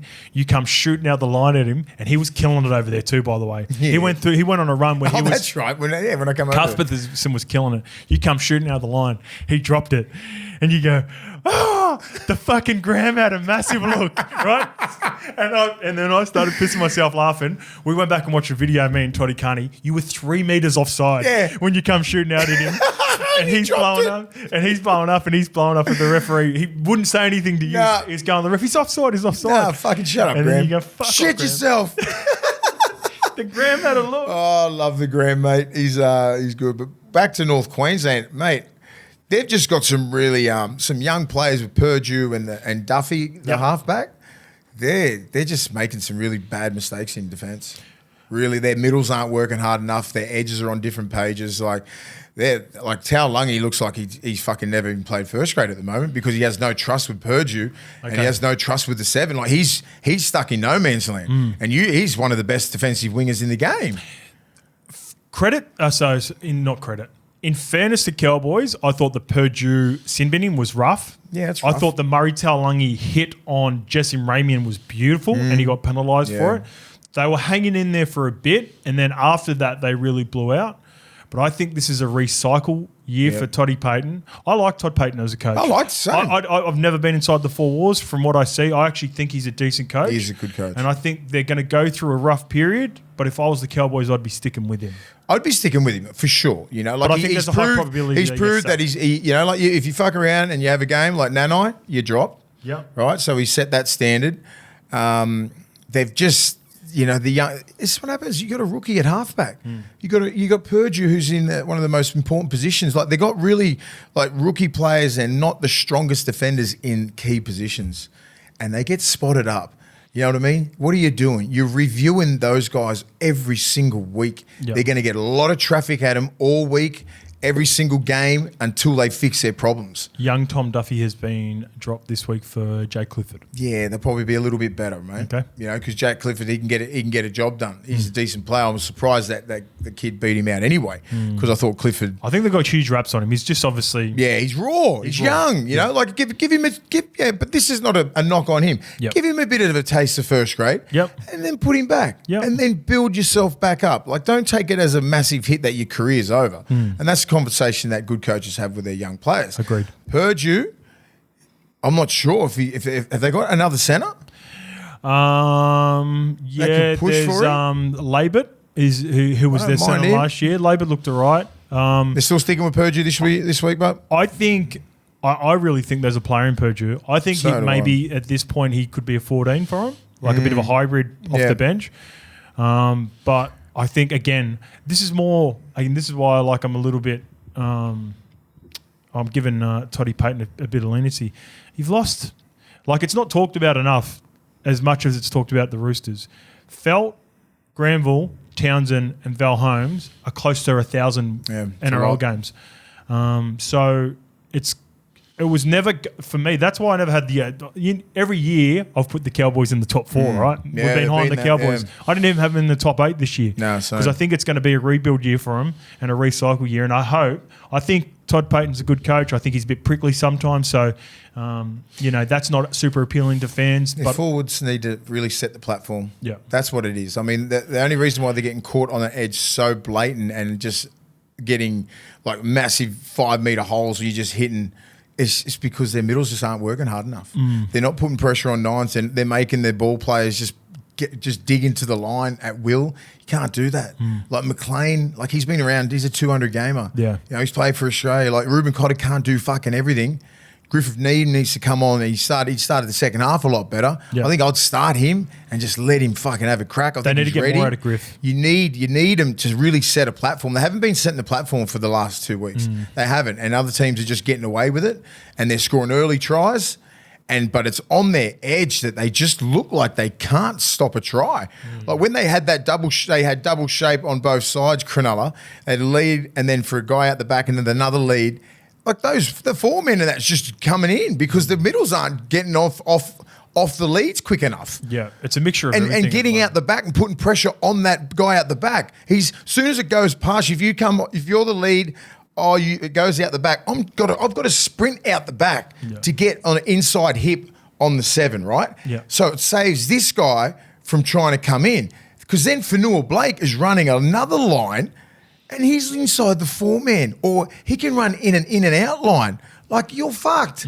You can't let that get to that stage against any runners.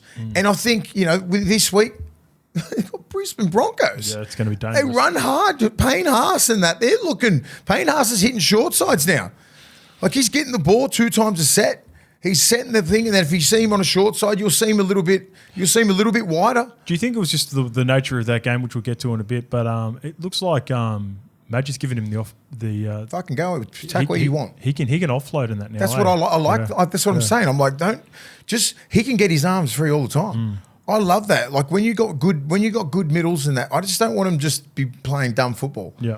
You play football now. You can just step around. You can flick past. You can do that. Because what's killing people now, right, is a late offload. It is. 3 people in the tackle, late offload, and then what happens is they just zoom straight through, and then that, just say it's 3rd tackle, you try and slow it down, 6 to go. Yeah. That's momentum, and that fucks teams up, right? How many times you see that? We spoke about it before, right? Momentum, late offloads. Canberra did it to Brisbane. That's what ran them off their feet. Couple late offloads from Big Papa.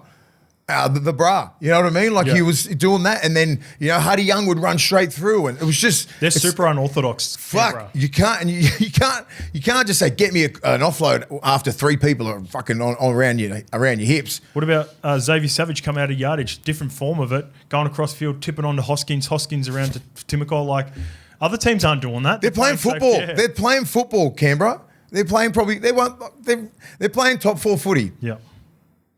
All right. Let's get to a shout out from a Wakey fan, Simon Moss. Hey guys, love the show. Recently, so I'm a Wakefield fan. We're going okay this year. Have you watched Inside Trinity out every Wednesday? Justin, don't think you would recognise the place now. Much respect to Willie. He's not just a big and daft forward. Daft. You big daft. Simon. Oh, yeah, daft. Simon, I hadn't. The other word that goes behind that is pretty cool. Daft prick. You daft punk. Simon, I hadn't. I went and watched it. They've come a long way. They're going all right, Wakey? Shout out to Matt Ellis, the new owner. He's put a lot into it. The facilities improved heaps. Even the social media team. I clicked on it as well. Did you go and watch it? Because there's a Big Ant Studios are in there taking photos of the players for the video RFL, game. Give me some context. What's happening? So Wakefield are now doing a fucking series on like how the team's going and stuff like that. Yeah, but their facilities changed. What's so much better, mate. They've actually got. That is the worst facilities I've ever been in. It was so bad. Batley. So Matt Ellis is a millionaire's come in. It must be a local guy come in doing a really good job with him. Also, field change, like have they got like better gym, better change rooms? Is it all that? The stadium's improved a little bit. The field was always okay. Yeah, we always had a pretty good pitch. Got a little bit hard in summer, but that's all right. That's like fucking. I'd rather that than playing on the turf for Witness, for example. What about everything else, like just the gym and? Yeah, so it looks like even just like something as simple as the video room. I didn't see enough in the gym, but everyone tells me I fucking shit you not, our ice baths were in bins. Yeah, you know, like roller bins. That's when they first started in 2000. That's what we had. That used to be 2000. We still had that at Wakey in 2016, 17. Now even like so all the group chat I'm in with some of the old boys. You got a proper one. Our man Danny Kermwan, our skipper at the time, he's now part of the staff. He sent me videos of like proper ice baths, and I was blown away. So they've come a long way. Also, and this is in the episode, you know Adam Hill's the comedian? Yeah. He's the president of the RFL. The guy with the one leg. Does he only have one leg? I believe so. Oh, that's probably why he got involved in the charity wheelchair thing years ago. Yeah, he's got a stump. He's the president of the RFL. The comedian. He's a comedian. Trained comedian. That's weird, eh? He's a huge rugby league fan. He's done some stuff with wheelchair rugby for Warrington in the past. Oh, wow. And I looked into it and I was like, yeah, he's the president of the RFL. It's crazy. Okay. too. That's a giggle. That's fucking hilarious. He's delighted. He's doing a good job. Pardon the pun. I'll get a quote. Hang on. All right, let's get to some transfer news. As Luke has a look at that. South Sydney Supercoach Wayne Bennett has opened up about why he's confident Brandon Smith won't be a risky signing for the Rabbitohs. After agreeing to a 2-year deal, which will begin in 2026, Bennett said he was looking forward to coaching the Larrikin Kiwi. Asked why he thinks he can get the best out of Smith when Trent Robinson couldn't, typical Wayne Bennett answer, I don't presume that I can get the best out of him. He has to get the best out of himself. Yeah. I can't do that. Exactly. He's the best. He's so good like that. Trying to trying to fucking get him. Trying to get something. The war words of Robbo, and he just goes. You're probably going to have Cheese at his most motivated, I reckon. I think so. And under the tutelage of a Wayne Bennett, come on, man, you can see the best. You know, a couple of years ago, Cheese he was a top 10 player in the game. Mm-hmm. And I think you're probably going to see that. I'm not sure what position you're going to play. He's already said he's brought him as a forward. He's also indicated that Peter Mamazoulis is the 9. So he's going to be a hybrid hooker, front row, lock. Yeah, because he can ball play. He can do everything. You play lock. You can easily put Cam Murray on an edge and put him at lock. Yeah. You know, like I think that could work at times. I think that looks good. Kaloa Matangi, you know, like if you have a Jai Arrow, you got some moving parts, don't you? It looks all right. You got some moving parts there because he can play so many positions in good minutes and so much energy. So the best part of it, 2-year deal, $1.2 million, so $600,000 a season. Great number for Cheese. I think he's on a revenge tour. You talked about the revenge tour for money. He's going to prove a lot of people wrong next year, Cheese. Yeah, mate. Because a lot of people have given up on him now. Yeah. I don't think he's suited. How old is he? Jeez, what, 28, 26? Yeah. Oh God, he's a baby.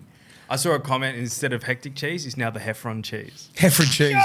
That's Heffron cheese. Heffron cheese. Hey, and by the way, from the Sydney Roosters part, and we're talking about Terrell May and cheese and whatever it may be, and I don't necessarily I think the Roosters with these two guys could go through times of short-term pain for long-term game. And what I mean by that is Cheese, I think, is going to kill it for South. Terrell May's already killing it at the Tigers. Tupanua. But Tupanua's a different one. I think Tupanua was... they just didn't trust his body. No, I think Tupanua was a casualty of all that David Fafita in uncertainty. Yeah, he's 28, by the way. Who Tupanua is? Cheese, yeah. But what I mean by it is the old saying, if you stand for everything, then you stand for nothing, something like that. Yeah. And when I look at it, although I disagree with, there are some coaches that can get the best out of players, establishing a culture that's important to you. And if players don't fit it, and it might be a personality thing with Terrell and Cheese, and there might be more layers to it that we're not aware of. But I also don't hate it because you do, if we talk about the good teams that, club comes first and culture comes first, and they don't fit into the culture, then so be it, right? Yeah. You go into another team, you lose a good player, but you establish the main thing, which is the main thing, and that's culture. Exactly. And that's what I think it could be a works for both parties, and I really do think it's going to, Roosters will be able to bring in Rooster-type guys. Cheese obviously wasn't one of those guys, but Cheese can go on to South and have a really good career in a completely different culture. Yeah. They'll welcome Cheese. That sort of playing group, I agree, and personalities. And it takes balls from the Roosters too to get rid of two of those players. They must. I'm not saying they were bad eggs or anything like that, but it just didn't suit their culture. So they bit the bullet and just went, all right, you're free to negotiate somewhere else. And they both found two clubs that I think suit their personalities. Yep. And the way that they want to, the way that they approach games, the way they train, the way just their whole character, I think, and they found the right coaches. I think Benji's, perfect for Terrell May, and Wayne's perfect for Cheese. Yeah. He's a strong personality, Cheese. Yeah. So was Terrell. But there's no in a short amount of time. Terrell's become bigger personality than Wayne. Yeah. No. There's none. There's none. And when you talk about egos and shit like that, like it's not even personality. No, I'm just saying presence. There's no bigger presence than Wayne. But even when I was going to Newcastle, they said, "Oh, how are you going to, a person like Willie's, come to Newcastle, big character, big ego." He goes, "I've got the biggest ego out of everyone." He goes, he's coached Alf, he's coached Wendell, he's coached Gordy, he's coached the biggest characters, best players, egos, big. No one trumps him. Yeah, no one. No one fucks with him. Yeah, and he knows it. And that's what I love about him. He's the king still, and his personality just keeps getting stronger and stronger and stronger. Yeah. He knows exactly who he is. There's been chat about Cheese going there earlier in the year. I think there's a small amount of salary cap. I think it's going to be dependent on where South and the Roosters are at. But looking at from the weekend and the lack of depth, I think originally it would be Cheese would have been gone. But I think there's a thought within the Roosters that we could need him later on in the year with all the youngsters that we're playing right now. If they get one more prop, they get a decent prop next year. South, then you're talking. Yeah, it's a decent team. Like a real fucking. It's going to be hard, like a top 10 prop. But who's coming off? What do we say? What do we say? I'm not sure. The silver lining with Cam Murray, he comes back next year after a full year off. Yeah, they could be a problem. They will be a problem, but I know they need just a big boy in the middle. But who's off contract, who's not. You don't know. Well, who knows him? And the Wayne Bennett factor, he can. Yeah, exactly right. So he can I think attract. I think there are two guys within the system that have yet to play their best footy. I think Tavita Totola was really trending the right way, and then had a number of injuries last year and missed a lot of footy. And I think Wayne's going to bring out the best in Davey Moale. Moale's my man that I've been watching. Yeah, he's got a lot. Yeah. His fitness levels, it's all it is, his fitness levels, just maintaining what he can do in the first 5 minutes for 25 to 30. That's all. All right, let's go to another middle, and this one is from the Dragons. The Dolphins have reportedly signed the veteran prop, Frankie Molo, who's negotiated release from the Dragons on Tuesday. Ooh. Molo, 30, spoke to several Sydney clubs but wanted to return home to Queensland this season, and it was reported that the Dolphins have signed him on a 2-year deal, effective immediately. Good pickup. A really good pickup. He had a sneaky fucking good year last year. Not sure what happened at St George. Obviously, things didn't go out as planned. Personal reasons. Not even going to speculate. But as long as he's happy, gets back to his family. He's got his family and friends and everything there. He's a Queenslander. Gets back to the plate of Redcliffe and get along with his career. It just stay fit and just get on the field and just be happy again. Yep. That's all. They've got a pretty decent rotation up there. Mark Nichols, Josh Kerr and that. Team up there, man. I think Frankie Molo goes straight into their best 17. Straight on the starting side. Another signing in the week, Ravalawa to Souths as well. Yep. Did we mention that on Monday? Right. Yep. I didn't even know that. That's more of a depth piece. I think Ravalawa's back up. He's fully fit, but he could even get a run as early as this week with Tyrone Munro missing and Alex Johnson still returning. That'd be a good. That's a good fit because Munro's he's going to be out for a while. Yeah, about 6 weeks. He's built those little brown snake shoulders up. Yeah, just needs to put on a little bit more. This time next year, I think he'll be cherry right. Muscle on, man. He needs to put some muscle on. He got bigger from last year for sure, but he needs one more year. The guy from going. Yeah, St George, but to the Dolphins, as long as he's happy, he would have been good. He would have been a good fit for a couple of Sydney clubs. Blue and white? Yeah. Blue and yellow too, by the way. A lot of Sydney clubs, even the Tigers. I thought that was going to be a swap with Clemmer. That's what I thought. That's what I thought the rumour was, wasn't it? Yes. Clemmer wanted out of the Tigers. He would have been good. He wanted, he wanted out. But obviously it was a personal reason he wanted to get out of Sydney. Hey, these Queenslanders, mate, some just don't like it down here, mate. He played for the Cowboys. It's a slower pace up there. Yeah, Cowboys to fucking St George.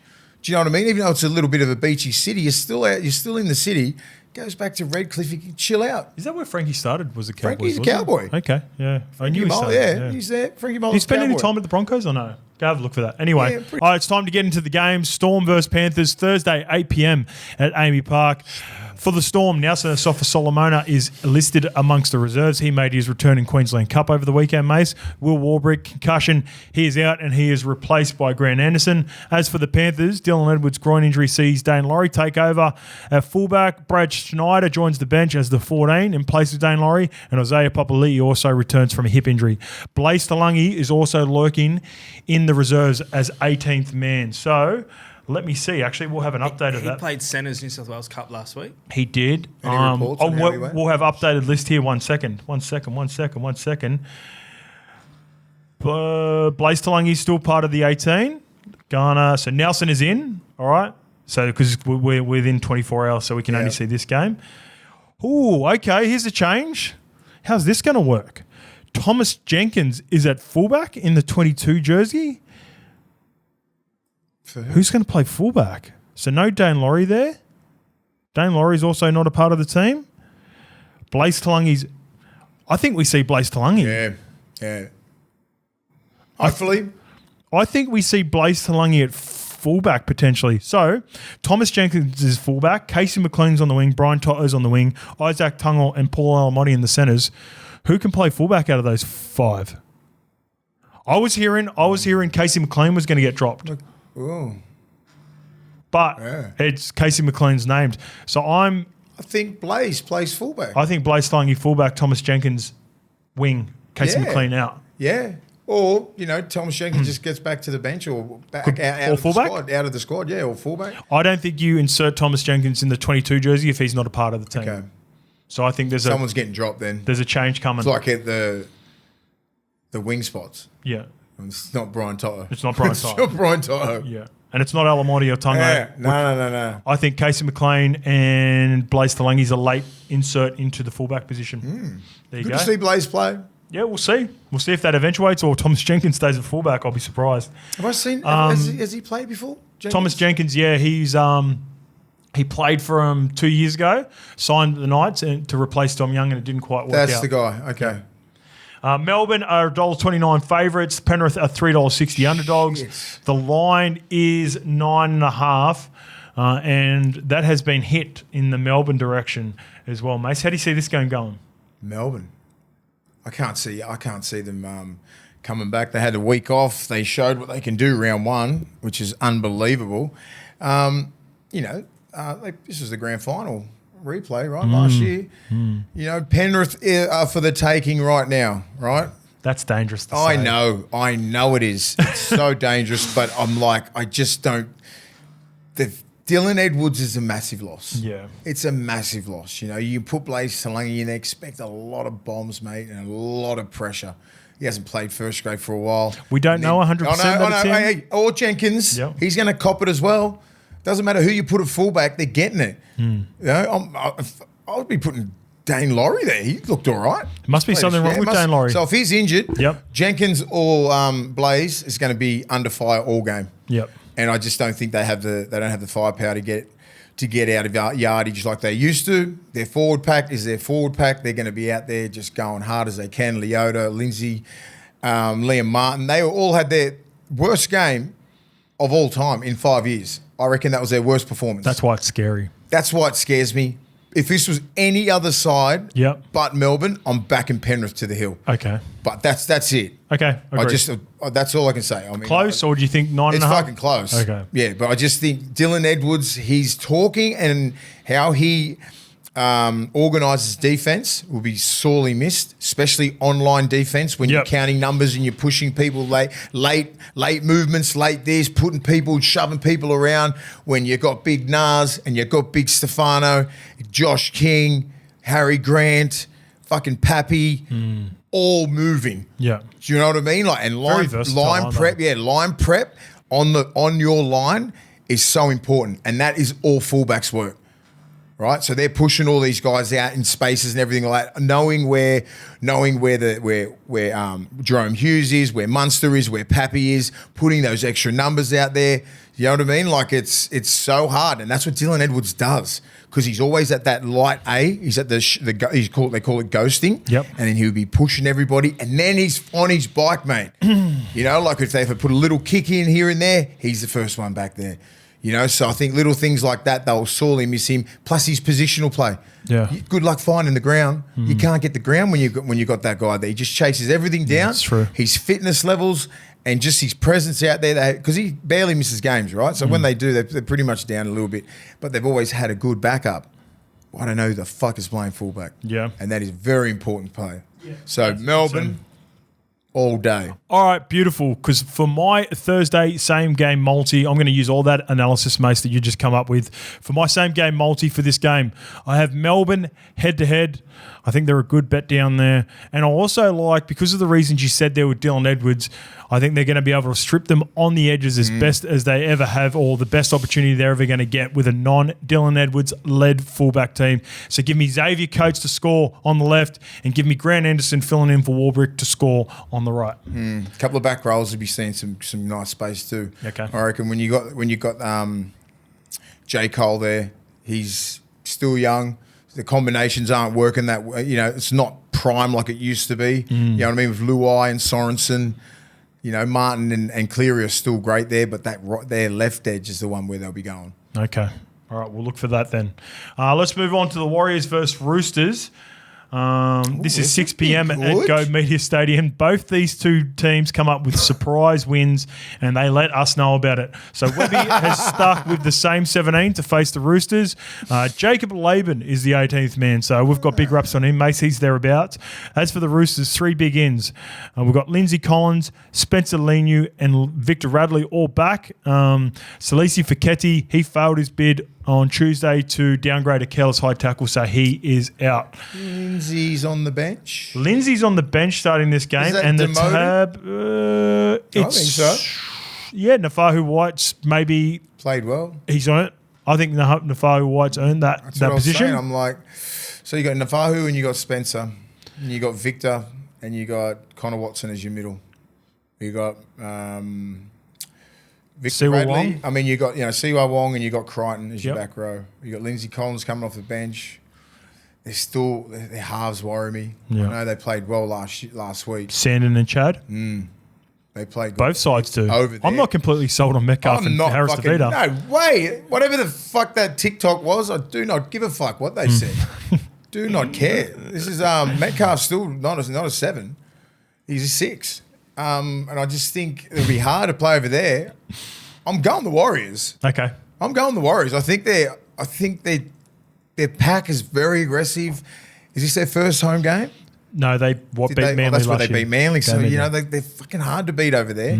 They've got a rivalry going over. They've always got that rivalry with the Roosters. It's a tough game. Always a tough game playing there. It's always a tough game. All right. This is hard. I'm going the Warriors. With no confidence. With zero confidence. All right, the Warriors, the tab, this is why the tab have them almost a coin flip. The Warriors are $1.85 with the tab. The Sydney Roosters are $1.95. The line is 1.5. Mace. What do you think? I'm Roosters with no confidence. No confidence? Yeah, I'm on the Roosters with no confidence. It's good. This is one of those games where I'm like, fucking anything can happen. Yeah. Yeah.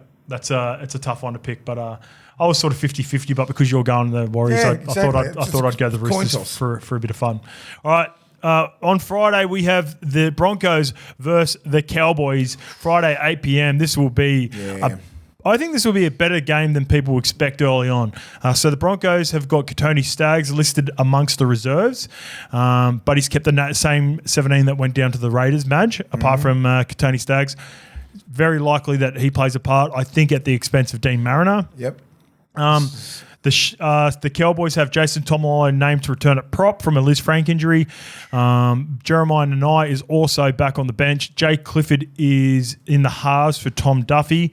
Braden, third-degree burns of 1 point fame in round 1. He's done his hamstring, which brings Robert Darby onto the wing in the Brisbane versus Cowboys derby. Sam McIntyre, the system, he will come from the bench. Okay, I think this game, I played in one of these games when I was at the Cowboys, and it's at Suncorp.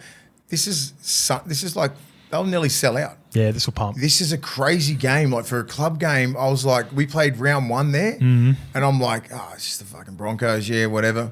Absolute fucking like Origin. Yeah. It was like the hatred is there. You got people traveling from all around Queensland, North Queensland, all around trying to get to that game. So big brother, baby brother. It is an absolute. I'm only going to go to the Broncos because of last week's performance. Okay. And they're too good a team not to bounce back. And I know the Cowboys will eventually win a game, but it's not going to be this one. I think the Cowboys, their edge defense really worries me. Yeah. And I know I just think that's the biggest strength. And the Broncos they're attacking everywhere. They were way off last week. They got outplayed, out-enthused. And when that happens, that next team gets it. Okay. You know, when Madge is one of those coaches, he's like, all right, I'll let you slip up there. You got out-enthused by Canberra, out-physical. When you have people like Payne, Haas and Carrigan and Jensen and all these big dogs in your team and you get out-enthused and out-physical, fuck, that next team gets it. And the Cowboys still are a good team. Taumalolo's coming back from a Liz Frank.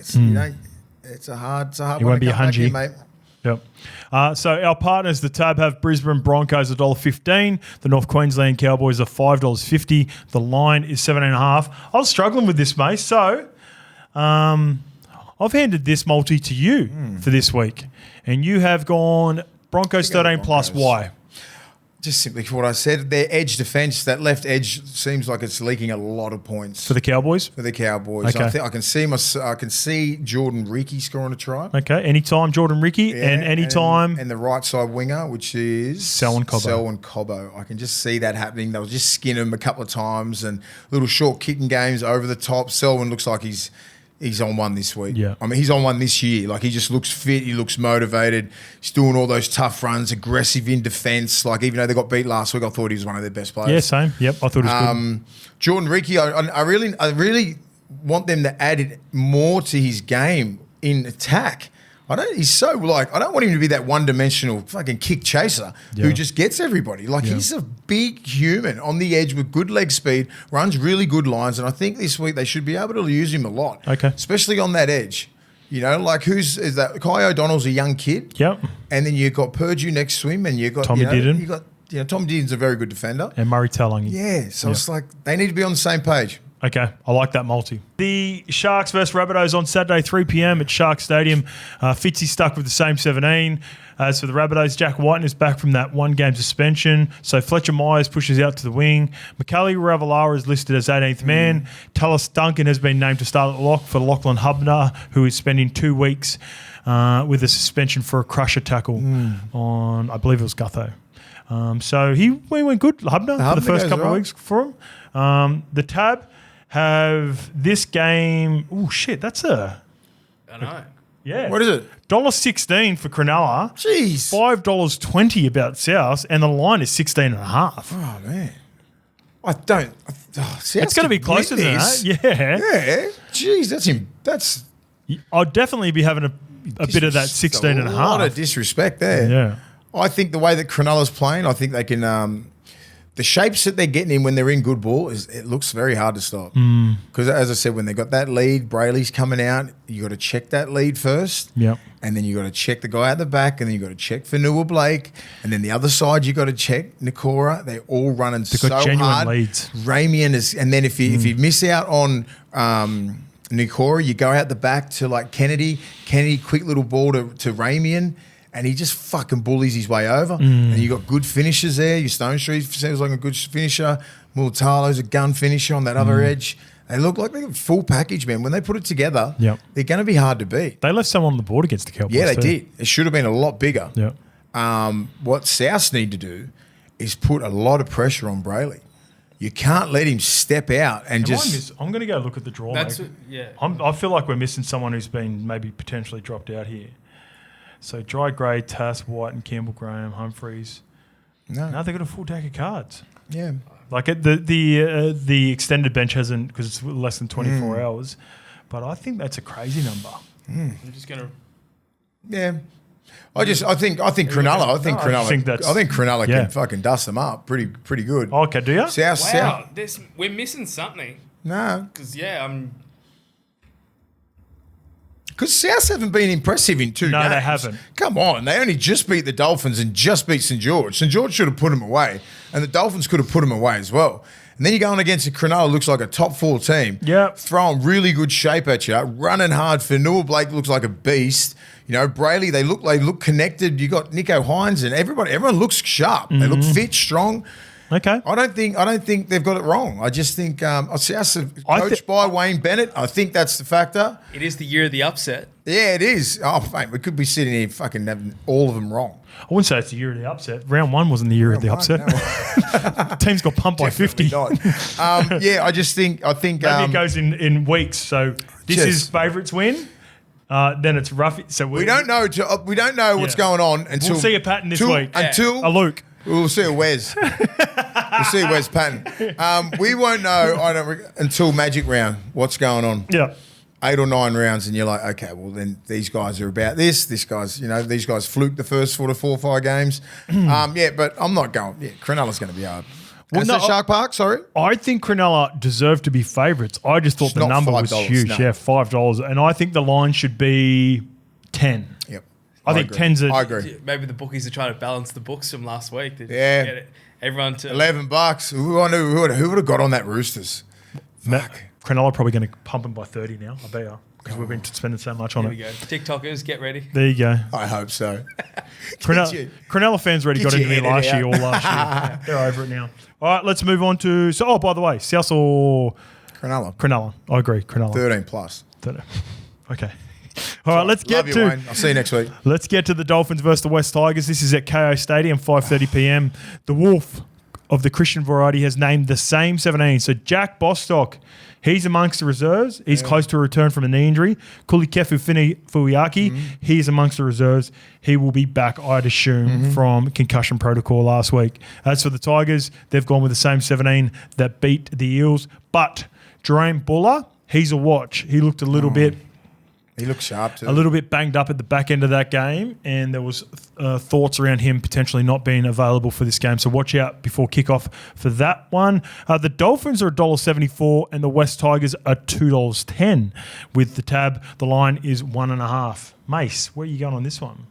I looked at it yesterday. I was like, the Dolphins. I think the Dolphins can get one. Okay. I think they can. They've been playing really ugly. And but they're still tough, right? In the middle, they're really tough. So the Tigers aren't going to out-physical them. They're not. No. Tim, they work hard, the Tigers. Yes. Like, Terrell May is very, very fit, but he's not physical or anything like that. He's not going to beat the shit out of you. Like, Kafusi, he's going to go at you. Gilbert's going to go at you. Yep. You've got some guys they're pretty good defenders there. They just need to put it all together. Just get a little bit better in attack. Don't try and go edge to edge to edge. Use your middles, right? Use your middles. Try and play like that. Try and go through the front door, because I reckon the Tigers, they're not that big in the middle. You know, you got to pack, like, just say Terrell May, Twal, and Bolle. You know, Bolle, yep. Royce Hunt off the bench. They're not massive. Royce Hunt comes on, he's big, but you just got to tire him out. Yeah. As soon as he comes on, you got to weather the storm with him. You got to weather the storm with that big boy. And if he comes on and it's not he's not getting field position or anything like that, and all he's doing is tackling and kick chasing, he blows out pretty quick, right? So the Dolphins look fit. Katoa needs to really take the game, right? He's still been all right last week. Yeah, they try up, still a little dummy and go. Nearly got him back in the game. So they're showing glimpses of it, right? I think Cody needs to chip it a little bit for him. To fucking do. Jeremy Marshall-King, I love him as a player. Had his worst game that I've seen. And I don't think they can play any worse than they did in the first 2 weeks. They're a tough team, and I just think you might be convincing me on the Dolphins. Actually, ball the shit out of the Tigers. Johnny Platt. I mean, we could see one of those Herbie Farmworth games. KO, and it's at KO Stadium. It's at their home ground. They're pretty hard to beat up there. I don't know. I just think they get. You've got me on this one. Tigers aren't. I'm not going. The Tigers are coming up there. They're going to come. With Luai and all that kind of stuff. They're a good team, but they're not scaring anyone like that. They're not scaring. They're not scaring the Dolphins yet. It's too early for everything to click. And if Buller's out, that's a big loss. Okay, you flipped me. I'm on Dolphins. Yeah, I can see some Hammer highlights, and I can see. Hammer hasn't had his highlights yet. Not yet. Herbie hasn't had his highlights yet. And they've got the fucking highlight reel. I can see a Herbie 200-meter game, 5-6 tackle breaks. He's been having a crack, hasn't he? He just hasn't been seen to get into the clear. Yep. Okay, agreed. All right, Titans versus Knights thereafter this. It's Saturday, 7:30 p.m. at Seabus Super Stadium. Alofiana Khan Pereira is out with a hamstring, so Tony Francis comes in on the wing. Isaac Fasul Malawi has been added to the bench in place of Jamin Jolliffe, who was pretty good for the Titans last week. He's done his calf. Knights are missing a couple of big ones, though. Leo Thompson, he's out with a knee injury, and back row Kai Pearce-Paul, he's out suspension. So Brodie Jones goes into the front row. Adam Elliott goes to lock. Tyson Frizzell goes to the edge. Titans. I don't know why. I just think they had that first trial, then they had a couple of weeks off, then they get to Belmore. Better for the run? Yeah, 36, 38 degrees at Belmore, awful. They were there. A couple of little opportunities they missed at the end, the back end. It was hard because this is what I was struggling with. What happens to when they played the Dolphins and they were, it was front foot, winning all the field position. Brimson looked unreal. Campbell looked unreal. Yep. Like everybody looked good. Keanu Kinney. And then you play against a team like the Bulldogs who just like bored the shit out of you and just strangled you. Like they need to get some ascendancy through the middle. Tino will be better for that one game. Yep. I think Fodawaker and Big Reg need to fucking really step it up, right? And Reggie was trying to bash people. We got it frustrated, but he didn't do it as a team. He's got to like do it. Take your partner with you. Yeah. Right? Do it with Tino. Do it with Fodawaker or Verrills or someone like that. I just think there's a team there. Have a look at that team, 1 to 17. Just need to get on the same page. I think Campbell is a footy player, right? But he needs to. If he's 7, he needs to learn how to play like a 7. He just needs to get. He just needs to swallow the pill that he's got. Yeah. Like his old man when he was the old man he got Dally M at fullback, then he got moved to centre. He got moved to 7. Remember? Yep. Then he won a premiership at 7. Do you know what I mean? Like not 7, like 6, something like that. He did exactly the same as what's happened to his son. He got moved from fullback to 7, and he was still a gun at both. Right? Yeah. He could just naturally play. So I think once he settles down and go, okay, I know my role, and then execute. I agree with everything. Fucking not a 5'8". I agree with everything you're saying. I still think they're 2 or 3 weeks away. Yes, yeah. So I'm on the Knights. I'm going to take the Knights. What do we do with Brimson? I'd persist with it for a month. Well, you got Foz ain't going to be ready for a bit anyway. And I don't think you have a clear-cut answer after. And it's like I keep saying this. I want to see up into Magic Round with a lot of the teams that have been named to begin with, unless there's injuries. So I'd be giving it. I think they're about 3 or 4 weeks away from seeing the best possible Gold Coast Titans. And like just say with defenses now, like when you see Brimson, he's not doing anything but like an early pass. Like he's not dummy out the back. He's not kicking. Yeah. He's not throwing a mad cutout. It's either early ball or he runs. Yeah, you're not worried about the shape. You're on the not outside. worried about the shape that he's getting. So that's fucking very predictable as a defense, and that's what we did. We just went come up, boom, work so far from the inside, and it shuts all your back rolls off. Yeah. So I think they really need to lean on how big and strong their middles are and fucking use that.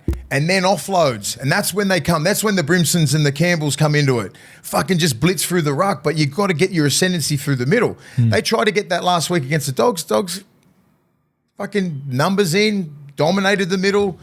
You get nowhere.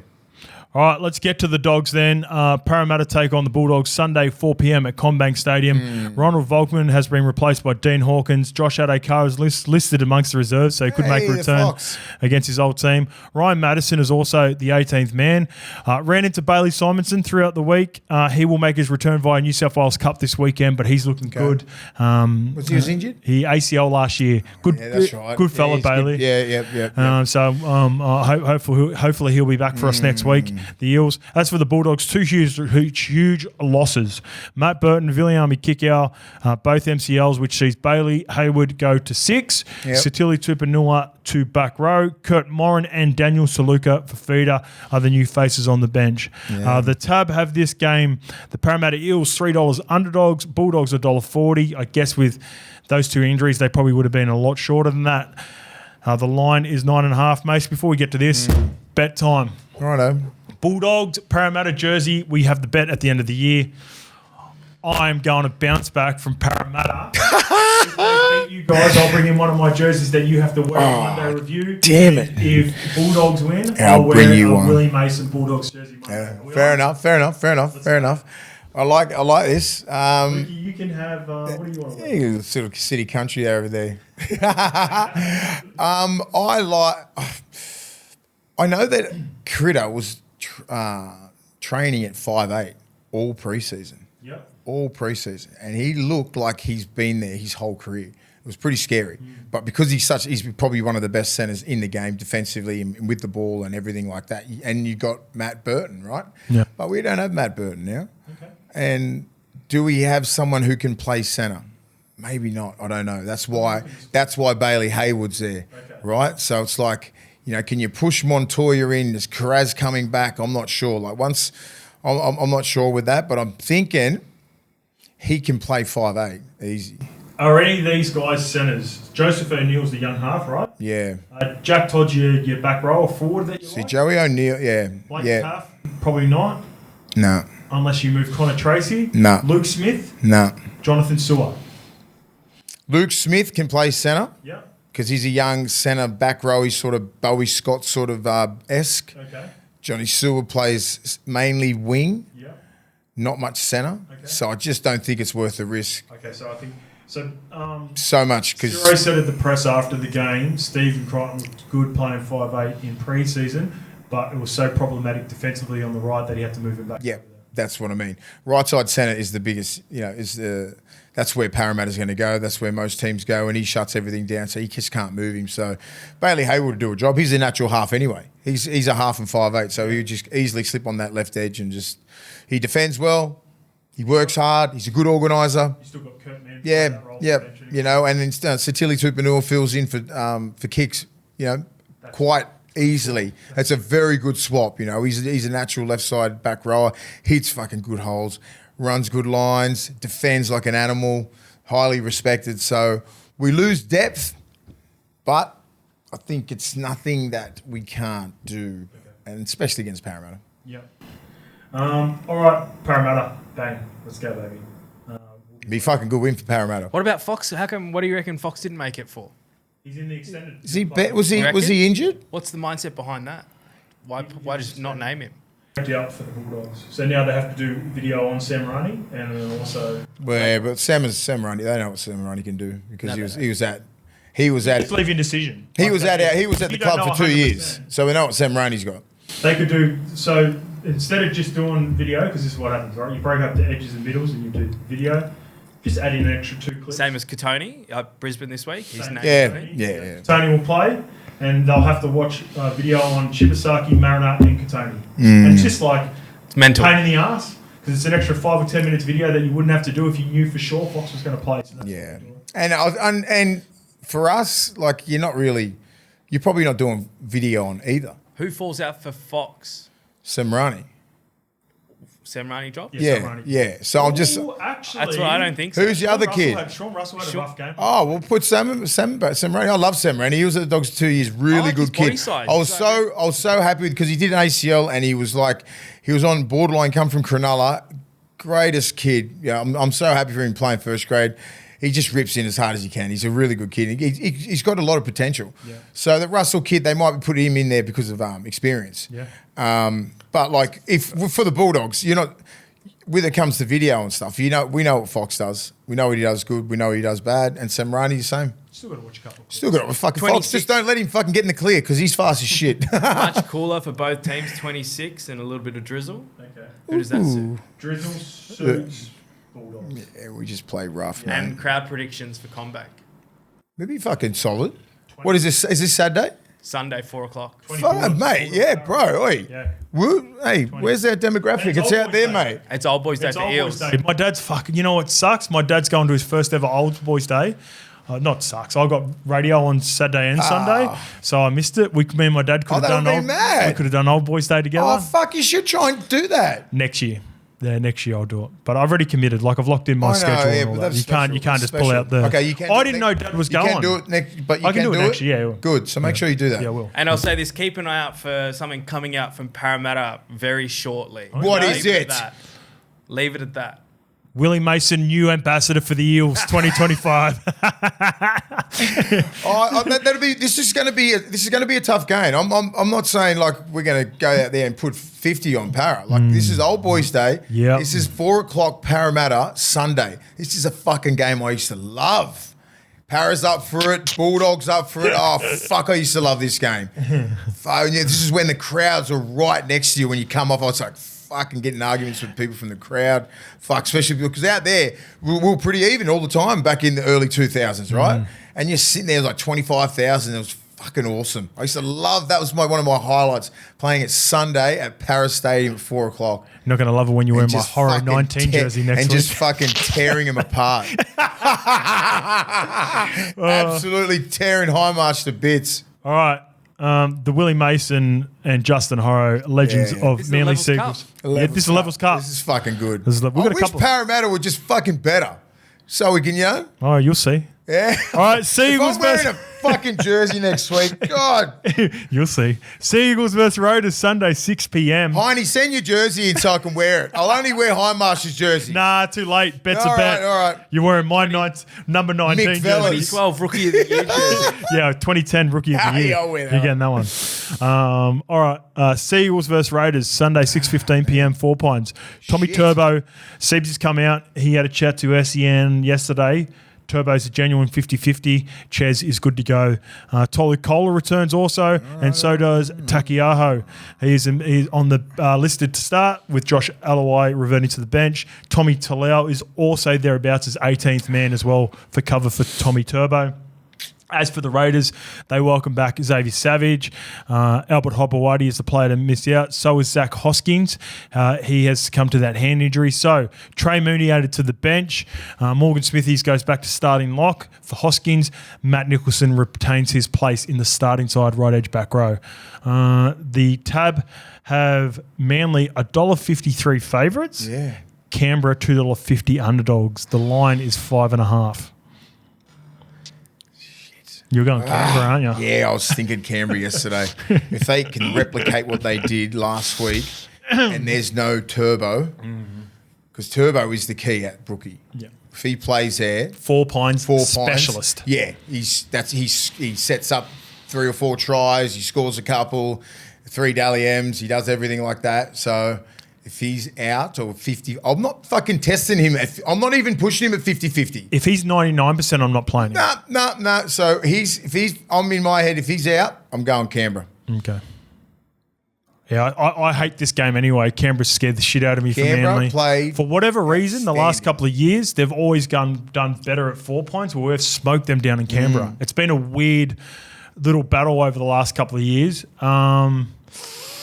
I worry about no Turbo. I think in my heart of hearts, I think he won't play.